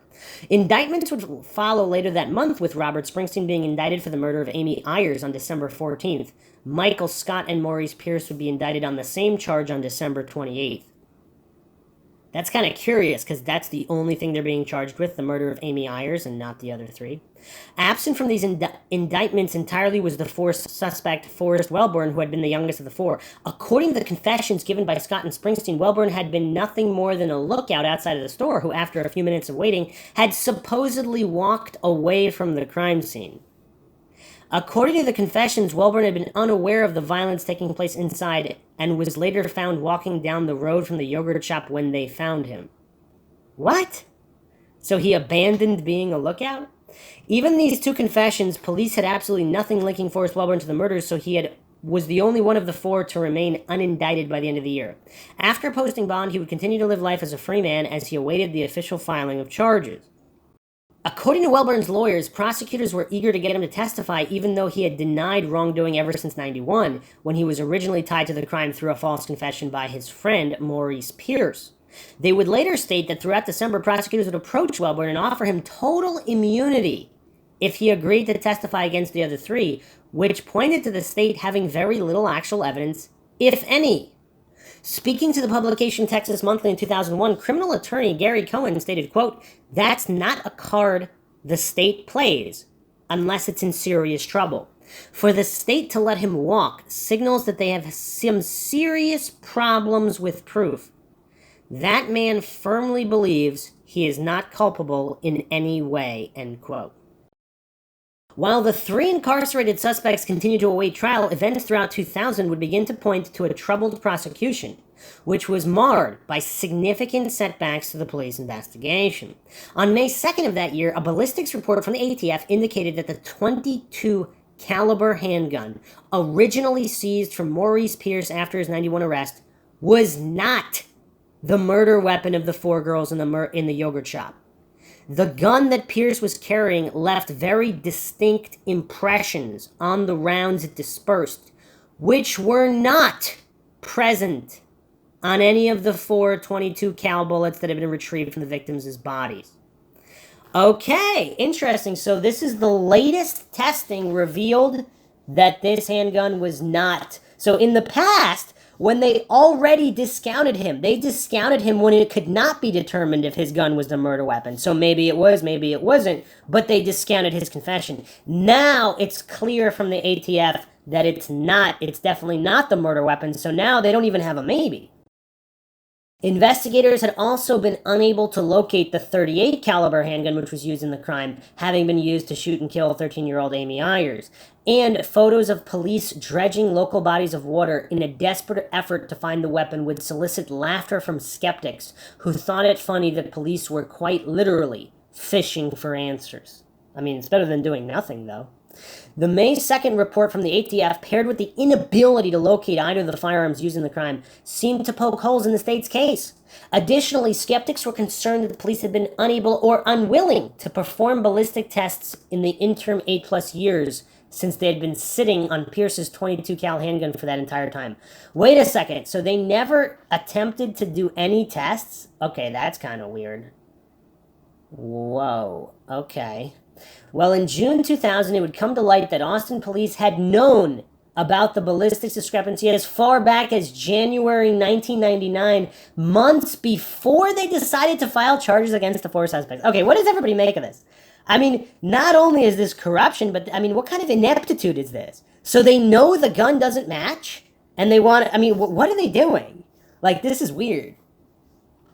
So they had known back then that the .22 cal was not the murder weapon, but had decided not to include that information in prior filings, including the November hearings to certify Pierce and Welborn as adults, as they thought it might work against them. Yeah. Detective Paul Johnson, who had been spearheading the investigation, claimed that he had simply forgotten to include this information in his reports. Wow. But that claim would turn out to be as convenient for him as it was ridiculous. He had testified throughout 1999 that the bullets retrieved from the crime scene were too damaged to compare to the revolver retrieved from Maurice Pierce 8 days later, which was quite simply a false statement. Wow, so it's not just Palanca, it's this Paul Johnson scumbag also, who are just clearly lying just to get anybody for this crime. I mean, this is such a perversion of justice. I mean, the victims deserve to have real justice and get the guys who are actually guilty. I mean, this is so messed up. That month, a photo would begin to make the rounds online, which was a photocopied image that had been presented at a pretrial hearing for the three suspects. The image showed Detective Robert Merrill, one of the officers working the revamped yogurt shop investigation, holding a gun to the back of suspect Michael Scott's head. Merrill later claimed that this was a common tactic that he used to jog suspects' memories. Wow, that's not helping his case. So he admitted to doing this to a lot of people. But this raised a lot of alarms, especially since the APD already had a reputation for soliciting false confessions. And it was an image of police quite literally obtaining a confession at the end of a gun. Okay, just when you think this can't get any worse. So it's not just the Polanco scumbag. It's not just the Paul Johnson scumbag, but this Robert Merrill scumbag is literally holding a gun to potentially innocent individuals' heads to get them to confess. Wow, does anybody have any respect left for the Austin Police Department at this point? The validity of this image, which was taken straight from Scott's recorded confession, would severely damage the state's case, as it had been built, if not entirely, then mostly, upon Scott's confession. If defense attorneys could begin to cloud the issue of how the confession was obtained, they could almost single-handedly sink the prosecution's case. Especially when you factored in details about Scott himself. He was a high school dropout who had been enrolled in special ed, and was known by all to be somewhat simple and very impressionable. His loved ones believed that he could easily be influenced by psychological threats, especially if they included threats of violence. As if June of 2000 hadn't been bad enough for the state's case, the prosecution decided later that month to officially drop charges against Forrest Wellborn, the youngest of the four suspects. A second grand jury had failed to indict him for any of the crimes he had been accused of, which meant that charges officially had to be dropped against him. Even though the APD stated that Wellborn was still under investigation, the dropping of charges highlighted the lack of evidence that they had in this case. At this point, they had started to test DNA found at the crime scene, and none of it proved to be a match to the four suspects. In fact, other than the two confessions the police had obtained in September of 1999, there was close to nothing linking any of the four suspects to the yogurt shop or any of the victims. Forrest Wellborn had originally been freed back in December 1999 after posting a cash bond, which would now be returned to him. Prosecutors had failed to indict him back then, and this second failure in June 2000 seemed to completely tank their case against him. But the personal damage to Wellborn had already been done. His auto body shop in Lockhart, Texas, which he had opened just months before his arrest, had shut down without him there to operate it, and because of the public crusade being waged against him, he was virtually unemployable throughout Texas. With the dropping of charges, he could begin to return to somewhat normality, but his loved ones and he knew that this story was far from over. Wellborn has refused to speak to the media or address the case publicly in the years since, but he would continue to feel the effects of his arrest decades later. The case against Robert Springsteen would be the first to be tried, with his trial beginning in April 2001 after months of delays. Springsteen, who had recanted his confession by this point, pled not guilty. The prosecution had decided to only charge him in one of the four murders, that of the youngest victim, 13-year-old Amy Ayers, choosing to withhold the other three murders in case of an acquittal. Okay, so that's why they did that. First came jury selection, in which only one out of the potential 200 jurors had never heard of the yogurt shop murders. Then came evidence selection, in which the prosecution and the defense argued over whether or not Michael Scott's confession would be admissible in this trial. After all, Scott himself had not yet been tried, and video footage of his confession showed police holding a gun to his head at one point. Ultimately, it would be decided that Scott's confession would be allowed in Robert Springsteen's trial, even though the defense wasn't allowed to cross-examine Scott. This would end up coming up later, so keep that in mind moving forward. The defense received a second blow when they were told they were not able to present details about investigative blunders or alternative suspects, such as serial killer Kenneth McDuff, who had confessed to the crime before his 1998 execution. This is so weird. This is like corruption on the scale of the Stephen Avery, Brendan Dassey case as well. They're not allowed to say, wait a second, it could be somebody else. Nope, not allowed. It has to be you, even though you're innocent. The prosecution, who had no physical evidence to present, ended up relying mostly upon the two confessions from Michael Scott and Robert Springsteen, as well as additional witness statements from people that they knew at the time who testified to the men being in the neighborhood of the yogurt shop on the night of the murders. So not necessarily around the shop itself, just in the neighborhood within X amount of blocks. Okay. Even though the state's case seemed to have several holes, which were pointed out by the defense, it was enough for the jury to convict Robert Springsteen for the murder of Amy Ayers. In June 2001, he was sentenced to death after 2 days of deliberation, a verdict that was sure to send reverberation to the other two suspects awaiting trial, Michael Scott and Maurice Pierce. Of them, Scott was the next to stand trial, but that wouldn't begin until the next year, 2002. And what's with all these delays? The trial to decide Michael Scott's innocence or guilt began in July 2002 and almost immediately proceeded just like the first. The state's case was centered almost entirely upon Scott's confession, which he recanted by this point, and his lawyers claimed had been coerced by law enforcement. That claim was bolstered throughout the trial by images of Detective Merrill holding a gun to Scott's head during his interrogation. As it had been during the trial of Robert Springsteen, Michael Scott's trial was remarkable in only that he was charged with a single murder, that of Amy Ayers. Police continued to hedge their bets in case Scott was acquitted, that they could immediately charge him with the other three deaths. Despite that, they presented no physical evidence or direct witness sightings, instead relying mostly on Scott's original confession, which had been bolstered by a subsequent confession by the now convicted Springsteen. Scott's trial would carry on for several weeks, with closing statements not made until the end of September. On September 22, 2002, Michael Scott was found guilty of murder, and just a couple days later he was sentenced to life in prison, with the jury not believing him to be a threat to society should he be paroled in the distant future. That's weird. They think he's guilty, but he's not a threat to society? None of this makes any sense. Now, with two of the four original suspects convicted, the trial against the third and only remaining suspect, Maurice Pierce, was set to begin.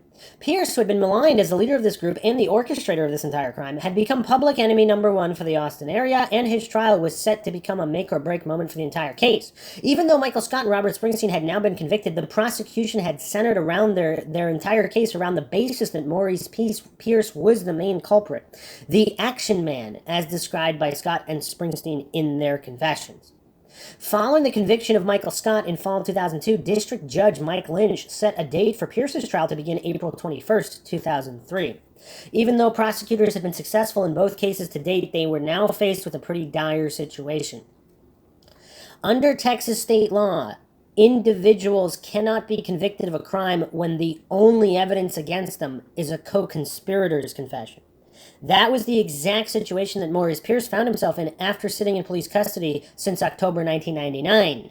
Prosecutors had no evidence linking Pierce to the crime other than Scott and Springsteen's confession, which had resulted in two of them being convicted. But other than that, they had no physical evidence, no witness sightings that put Pierce in the vicinity of the yogurt shop, no direct links to the victims, no matching ballistic tests, nothing. Under Texas law, they could not feasibly move forward with a trial since Pierce himself had not confessed to any wrongdoing. Besides, both Scott and Springsteen had recanted their confessions in the preceding years, and even if they were called to the stand to testify against Pierce, they would refuse to do so. So in January 2003, less than 3 months after sentencing Michael Scott to life in prison, Maurice Pierce, the alleged ringleader of this murder plot, was released from police custody. Subsequently, all charges against him were dropped, even though investigators still publicly considered him a suspect. Authorities pledged to continue investigating Pierce for those murders, but had to admit that in the 11-plus years since the yogurt shop murders, they had been unable to uncover any evidence whatsoever connecting Pierce to the crime.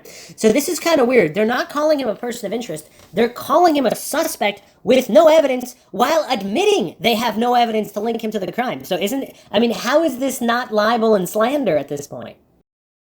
Days after his release, Maurice Pierce would hold a press conference in which he was flanked by his wife, his 10-year-old daughter, and his attorney. He refused to answer any question about the past few years, choosing not to address the investigation or the failed case against him, but professed his innocence and announced that he was excited to begin his life as a free man once again. However, he admitted during the press conference that he was a changed man and that, quote, "my life will never be the same," end quote. Neither Maurice Pierce nor the other released suspect, Forrest Welborn, would ever be charged again in the future, with police never having enough evidence to move forward against either. In the years to come, both Robert Springsteen and Michael Scott would appeal their convictions, citing the decision from the U.S. Supreme Court in the Crawford v. Washington case. In that landmark ruling from 2004, it had been ruled that every individual deserved the right to cross-examine witnesses used against them. Citing the Sixth Amendment, the right to face your accuser, it was believed that this could ultimately earn both of the men freedom, as they had been unable to cross-examine each other in their trials. Meanwhile, another decision from the Supreme Court would ultimately commute death penalties for anyone convicted of a crime they committed as a minor, which included Robert Springsteen, who had been under 18 years of age at the time the murders happened. Even without even having to file an appeal, the death penalty had been commuted to life in prison. In 2006, Robert Springsteen's appeal would get heard by the Texas Court of Criminal Appeals, who began reviewing the case with the recent Supreme Court decision in mind. This meant that they began to re-evaluate all of the available evidence, which, if you'll recall, was mostly limited to the two men's confessions. That May, the court could just barely decide to overturn Springsteen's conviction by a 5-4 ruling, stating that Springsteen had been given an unfair trial because he had been deprived of his right to cross-examine Michael Scott. This would immediately vacate his conviction and put his case on shaky ground moving forward, should the prosecution move forward with a retrial. The state would later appeal this decision, taking their appeal to the U.S. Supreme Court, hoping to get Springsteen's conviction reinstated. However, in 2006, the Supreme Court refused to hear their appeal, citing their decision for everyone to have the right to face their accuser as defined by the Bill of Rights. Michael Scott would later have his own conviction overturned, citing the exact same parameters. Now, after successfully convicting half of the four named suspects, prosecutors were in a significantly worse spot than they had been in years prior, with only 2 suspects behind bars awaiting trial. Over the next few years, retrials would be ordered for both Michael Scott and Robert Springsteen, but the prosecution would begin to realize that their winning cases against both had to be totally re-examined. Because they had relied so heavily upon the two men's confessions, both of which were now unreliable at best, they had to come up with a smoking gun of some sort. In 2008, at the urging of the defense, the prosecution decided to call for more advanced DNA testing to take place, which would re-examine samples taken from the victims' bodies as well as from their clothing that they had been wearing on the night of the murders, which had been used to bind and gag them. It was believed that if officials were unable to match the samples of the four named suspects to any of the DNA samples, then it would almost assuredly convince a jury that the 2 remaining suspects had never been at the crime scene. Prosecutors pushed back against this, claiming that the items had been tainted by investigators and other handlers over the years. But Judge Mike Lynch agreed to let the testing move forward to determine the men's guilt once and for all. I mean, that's a real scumbag move, because first of all, I mean, maybe it's tainted, maybe it wasn't, right? I mean, this isn't like the 70s or the 60s or even the 80s. I mean, they had some kind of evidence handling procedures. I mean, this is the city of Austin. It's not some backwoods little town or village where they don't have any kind of technology. I mean, you would think they'd have some kind of proper protocols to handle the evidence. But they were pushing back against testing the DNA samples with newer technology to find out who the actual culprits were. I mean, that's just scummy. I mean, these people all these prosecutors should be put in prison for this. Like, this is crazy. Because it's like they know they're innocent, and they just want to cover it all up, kind of like in the Avery Dassey case. I'm almost kind of surprised that this Mike Lynch judge agreed to the testing. Later that year, 2008, it was reported that the DNA of an unidentified male had been found on a vaginal swab of one of the victims, Amy Ayers, almost assuring that she had been raped before her death and pointing to at least one offender through DNA. Surprisingly, but why was it surprisingly? The DNA was not a match for either Michael Scott or Robert Springsteen or Maurice Pierce or Forrest Wellborn, which, if not exonerating them, certainly seemed to point the finger towards another unknown male. The completion of more advanced DNA testing would carry on through 2008, but seemed to point to good things for the defendants, who at this point had been behind bars for almost an entire decade. I mean, that just sucks because of these scummy criminal cops coercing confessions like these guys. I mean, this is just messed up.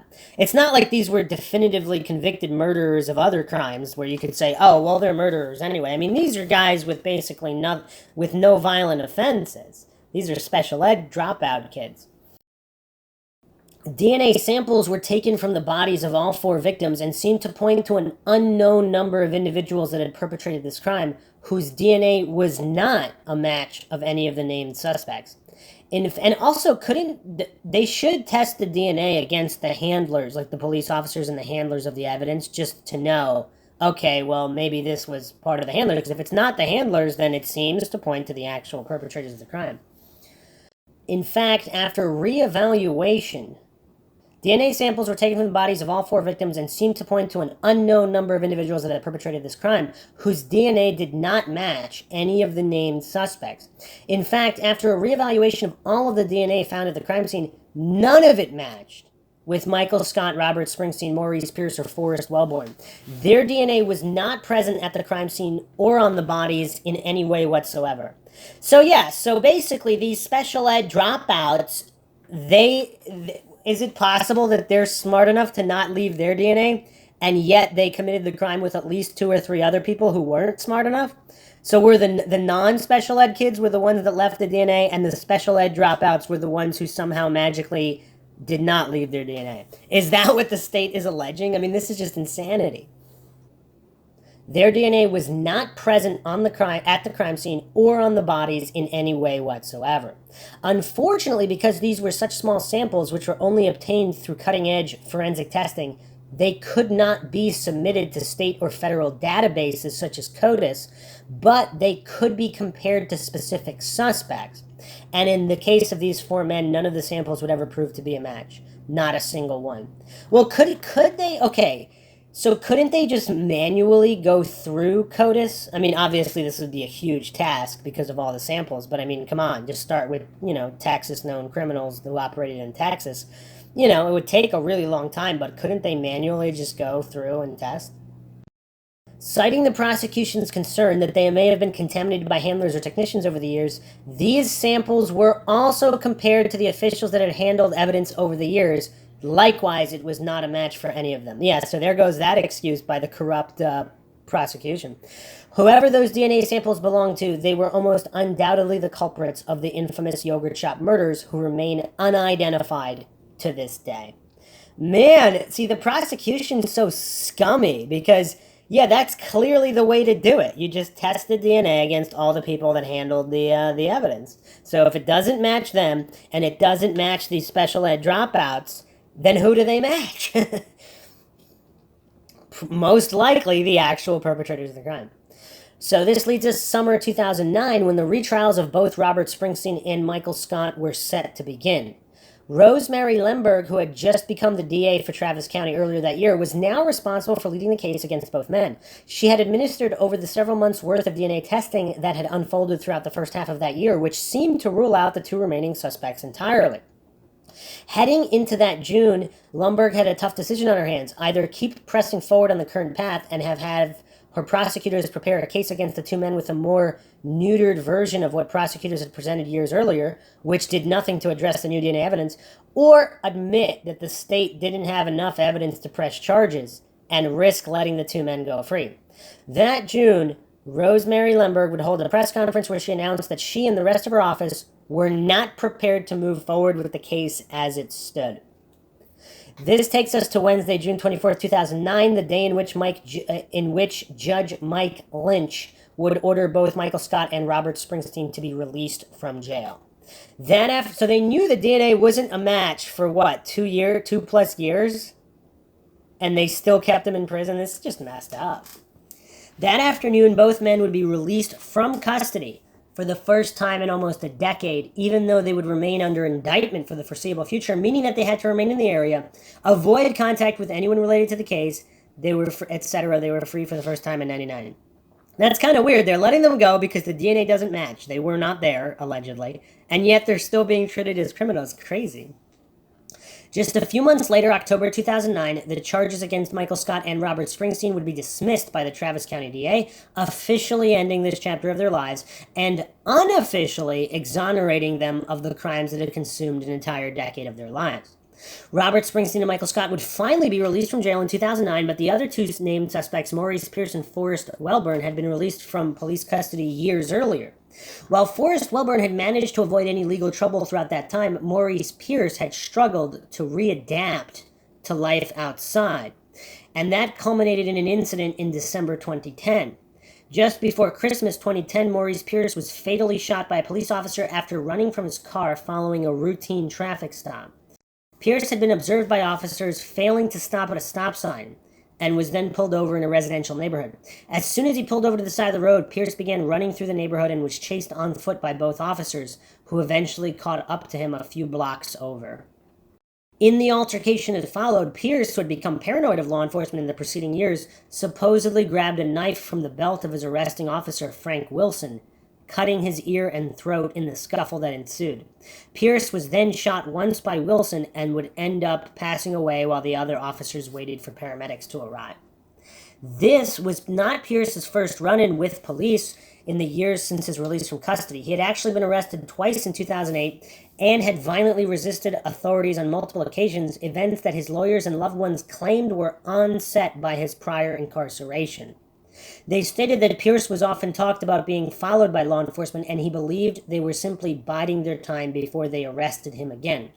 The other three suspects in all his history with these criminal cops who coerce confessions and lie and hold guns to people's heads who have not been convicted of any crime, this guy, how could a special ed ninth grade dropout, do they possess the mental tools to kind of handle these run-ins with all these criminal cops?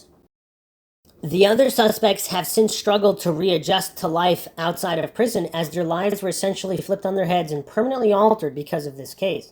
Just a few years ago, in fact, Robert Springsteen asked for Austin police to officially clear his name, as they had continued investigating him as a murder suspect after his release, but have not pressed any charges in the decade since. It's kind of weird. They're admitting they have no evidence against him, but they're also saying they're still investigating him as a suspect. At which point, where you come up with nothing on top of nothing, do you say, okay, well, maybe this guy actually isn't a suspect since there's no actual evidence? It's just so weird. Springsteen took the issue to court, asking for authorities to either finally press charges or declare him innocent, as he was unable to find any legitimate work because of his name being permanently attached to this case.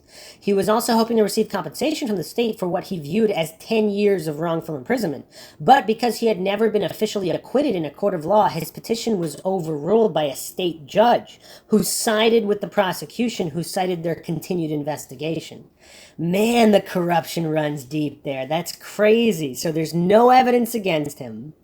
There's criminal cops holding guns to people's heads to get confessions, and yet they're still cited with the corrupt criminal prosecution and cops. Crazy. To this day, none of the four men have been officially exonerated in this case, but after nearly 30 years, no evidence has been presented that links them to this case.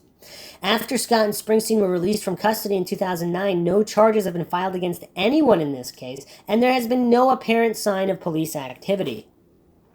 Even though the release of Michael Scott and Robert Springsteen was a major victory for them and their loved ones, as well as everyone that had contested their guilt for months, if not years, it was a punch to the gut for the victims' loved ones who had trusted investigators to lead the case to resolution. Now the case was right back where it was nearly 20 years prior, unsolved and without any hope on the horizon. There remained a small sliver of optimism that DNA could provide answers, but the DNA testing would ultimately end up creating more questions. In the advanced DNA testing that took place in 2008 and 2009, police found at least 3 genetic profiles. One unknown male who had raped 13-year-old Amy Ayers. His DNA was also found in the body of Jennifer Harbison, indicating that he had raped her as well. A second unknown male whose DNA was found in Sarah Harbison. This was likely another culprit who had acted alongside the first man. A third unknown male whose DNA was found on Eliza Thomas, specifically on the clothing used to bind her wrists. So that's interesting. So let's break this down here. So one suspect attacked Amy Ayers and Jennifer Harbison. A second unknown suspect attacked Sarah Harbison. And a third unknown suspect, his DNA was only found on the clothing to bind her wrist. So he might not have raped or sexually assaulted her. Again, unknown. But there was just simply no DNA recovered other than on the clothing that was used to bind her wrist. Now that's curious. So these apparently are not genius masterminds because they left their DNA. Even though there was the styrofoam used as accelerant possibly and burning all that down and everything, they still left DNA. So there's 3 sets of DNA. There's also a 4th set of DNA here. Additionally, it was found that the DNA of Jennifer Harbison's boyfriend at the time, Sammy Buchanan, was found in her sister Sarah. Wait, what?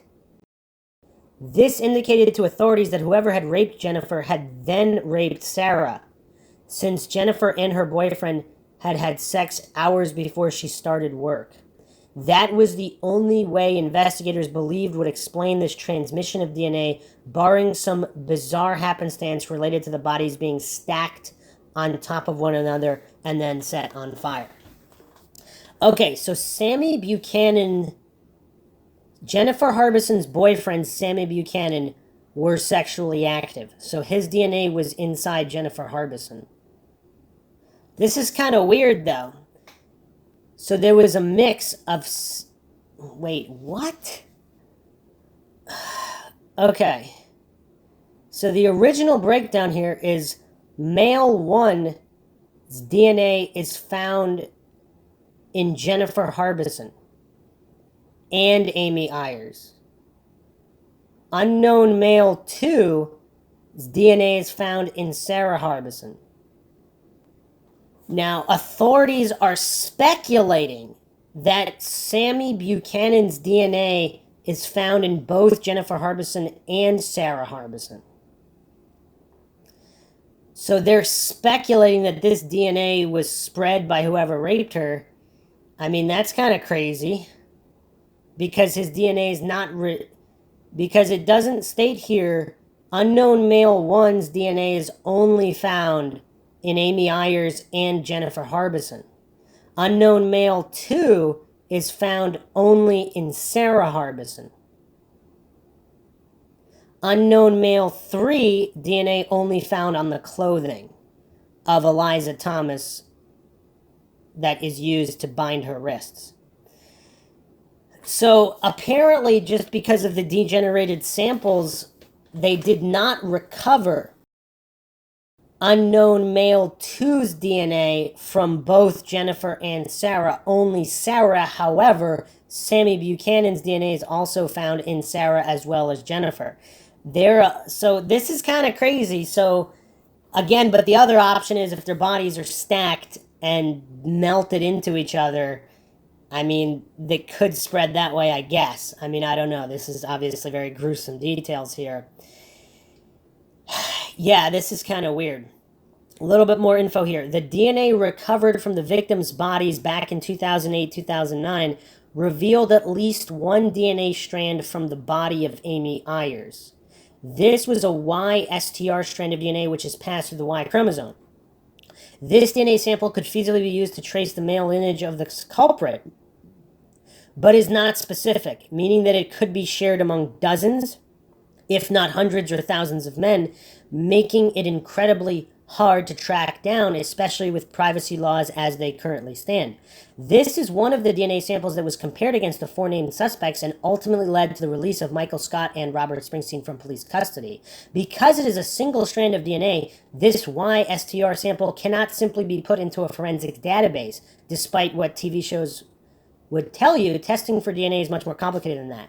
However, in 2017, this sample was submitted into an academic YSTR database operated by the University of Central Florida, where surprisingly it received a match. However, the FBI, who submitted the sample, had been hesitant to release the results, citing federal laws and privacy concerns. They may also be concerned that this strand of DNA is likely shared by thousands of men.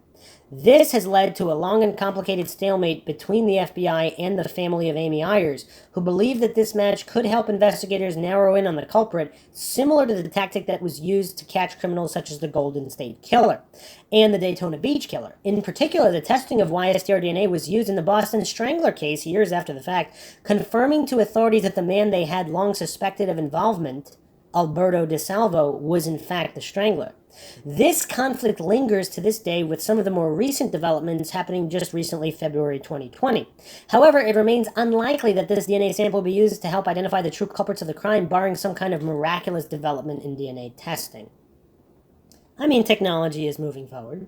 Investigators and prosecutors continue to stick by the original story, believing that the 4 suspects they named back in 1999 are responsible. See, this is just mind-shocking to me. So these corrupt scum are this stupid They think that there's like 10 people involved in this crime. I mean, they still think these guys are responsible, even though none of the DNA matches and the handlers of the samples were tested and excluded from being the samples. I mean, this is crazy. Maurice Pierce, so the investigators and prosecutors continue to stick to their original story. Maurice Pierce, Forrest Wellborn, Robert Springsteen, and Michael Scott, despite one of them now being deceased, Pierce, another never being charged, Wellborn, and the other two being released from prison and unofficially exonerated through DNA testing, Scott and Springsteen. In statements made to the public, officials have hinted that at DNA from the crime scene indicating the involvement of at least 3 individuals who remain unidentified to this day. Investigators once claimed that the DNA might have come from a still unidentified 5th culprit, who they claim acted alongside the original 4. No, but do they not know basic math? There's 3 other DNA samples. So there has to be at least a minimum of 7 if they're still going to pretend that these special ed dropouts somehow committed this crime without leaving their DNA, while these other people left their DNA.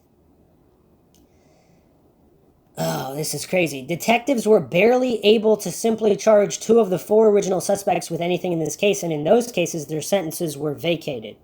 To me, it seems like the investigators handling the case are too hesitant to admit that they got it wrong back in '99 and spent more than a decade pursuing charges against the wrong guys. Instead of admitting their fault and changing course, their investigation has since come to a complete and total halt and seems to have made no progress in more than a decade. If we go by what the DNA tells us, there was at least one unknown individual that committed this crime, who may have been aided by 1 or 2 others that were likely in the yogurt shop just before closing time.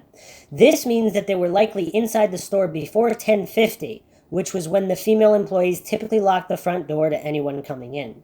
If we recall back to the first episode of this series, I described 2 men that were seen in the yogurt shop that night sitting close to the register. They were seen by a couple that night who later reported feeling uncomfortable by the 2 men, who recalled leaving the shop at 10:47 p.m. When they left, the 2 men were still inside. To this day, they remain the only witnesses that police have never been able to track down and interview, and for that reason, they remain potential persons of interest in this case. These 2 men were later described by defense attorney Amber Farrelly on CBS's 48 Hours. Quote, one is described as having lighter hair, maybe like a dirty blonde, about 5'6", late 20s, early 30s. The other is described as a bigger man. Both are described as wearing bigger coats. One is a green coat, army fatigue kind of looking jacket, the other a black jacket. End quote. The DNA at the crime scene may belong to one of these 2, and hopefully in the future more advanced testing can be used to identify them. The victims' loved ones continue to hold out hope that justice can be found, as the 30th anniversary of this tragic crime quickly approaches. Sadly, Maria Thomas, the mother of Eliza, passed away back in 2015, not knowing what happened to her oldest daughter. But the other parents and loved ones of the victims continue to hope that answers can be found for the murdered girls who have been gone for much longer than they were ever alive. The location of the yogurt shop has since become a nail salon, and the women who work there continue to remember the lives lost that cold December night nearly 3 decades ago. Every day, they light a candle for the 4 girls, and regular visitors come to visit the location to pay their respects. A plaque out in the parking lot contains the names of the 4 girls whose tragic legacy continues to live on in this day. As of this episode's recording, the stories of Jennifer and Sarah Harbison, as well as Eliza Thomas and Amy Ayers, remain unsolved. Yeah, I mean, this case is just absolutely crazy. I'm going to have to do a follow-up episode on this because there is further information. I'm just going to go over a couple of comments here posted on Austin Chronicle Online regarding this case. This was posted 11 years ago by Deadeye. I went to high school with the accused as well as with one of the girls. I went to junior high with the elder of the sisters. And the above mention of the boys not being the sort to perpetrate this sort of crime is totally accurate. These guys were Dungeons and Dragons nerds. They were not physically aggressive and were regularly targeted by various cliques of other teens. Their existence was that of prey, not predator. I have never believed for a minute that they had anything to do with these tragic murders. I send my love to all the families involved because they have all suffered unjust tragedy for the past 20 years. Another response here. I know none of the people involved, but have felt Since this happened that the boys were not the perpetrators, it never added up. On top of that, I knew the people who were constantly harassed by the pigs for dressing a certain way. One even moved to another city because of the harassment. I'm assuming this is the persons in black, one of the persons in black. Now it is clear the Austin Police Department has behaved like a bunch of hysterical little expletives for 20 years. That is indeed quite clear. Another comment here by Hawaiian. I had just moved here to Austin in January 1991. I worked across the street at our family balloon shop. I often closed alone. I was 18. I have always felt extremely lucky that this wasn't me. For that reason and an obsession with forensics, I have followed this case closely all of these years. I have to admit the 14 boys as perps always seemed a little random and odd. Why would school friends choose them and why at that time? No one ever had an answer. The confessions made it seem to be an open and shut case. Now, for the first time, I learned that these two shifty males were actually the last to be with the girls. Two men that seemed nervous and who only ordered a Coke at a yogurt shop is very suspicious. I doubt the security guard is lying. Why would he open such a can of worms? If he were guilty, he could just as easily pin it on the boys already suspected of a crime. That's a good point. No, years of crime file research tells me that the most obvious and easy to follow is the two nervous men.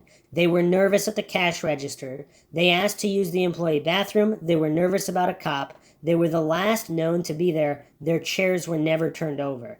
They didn't even order yogurt at a place that offers little else. Why did they come in at all then?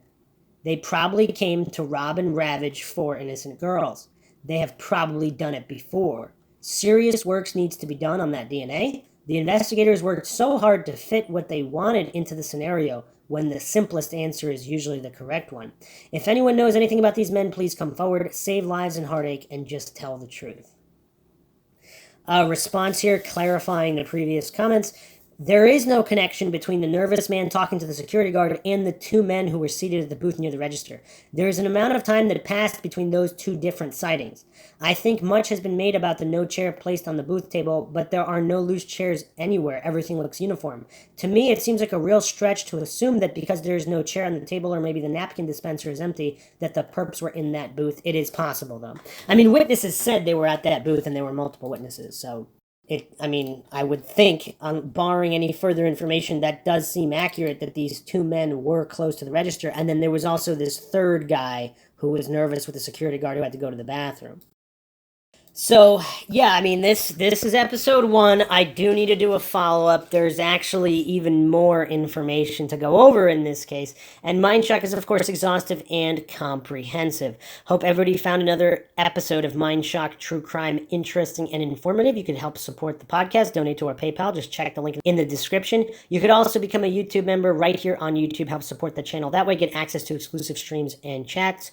Like and share Twitter, Facebook, Reddit, Patreon. Patrons do get a priority for case topic, logical analysis, co-podcast, your requests. You could also be a guest in the podcast depending on your tier. Make sure to subscribe to the channel, hit that bell for notifications so you can get notified when we drop the latest podcasts. Questions, comments, theories, thoughts, suggestions, rebuttals, debunkings of any kind, leave them in the comment section. This is Bruce McGuire signing off. Catch you guys next time.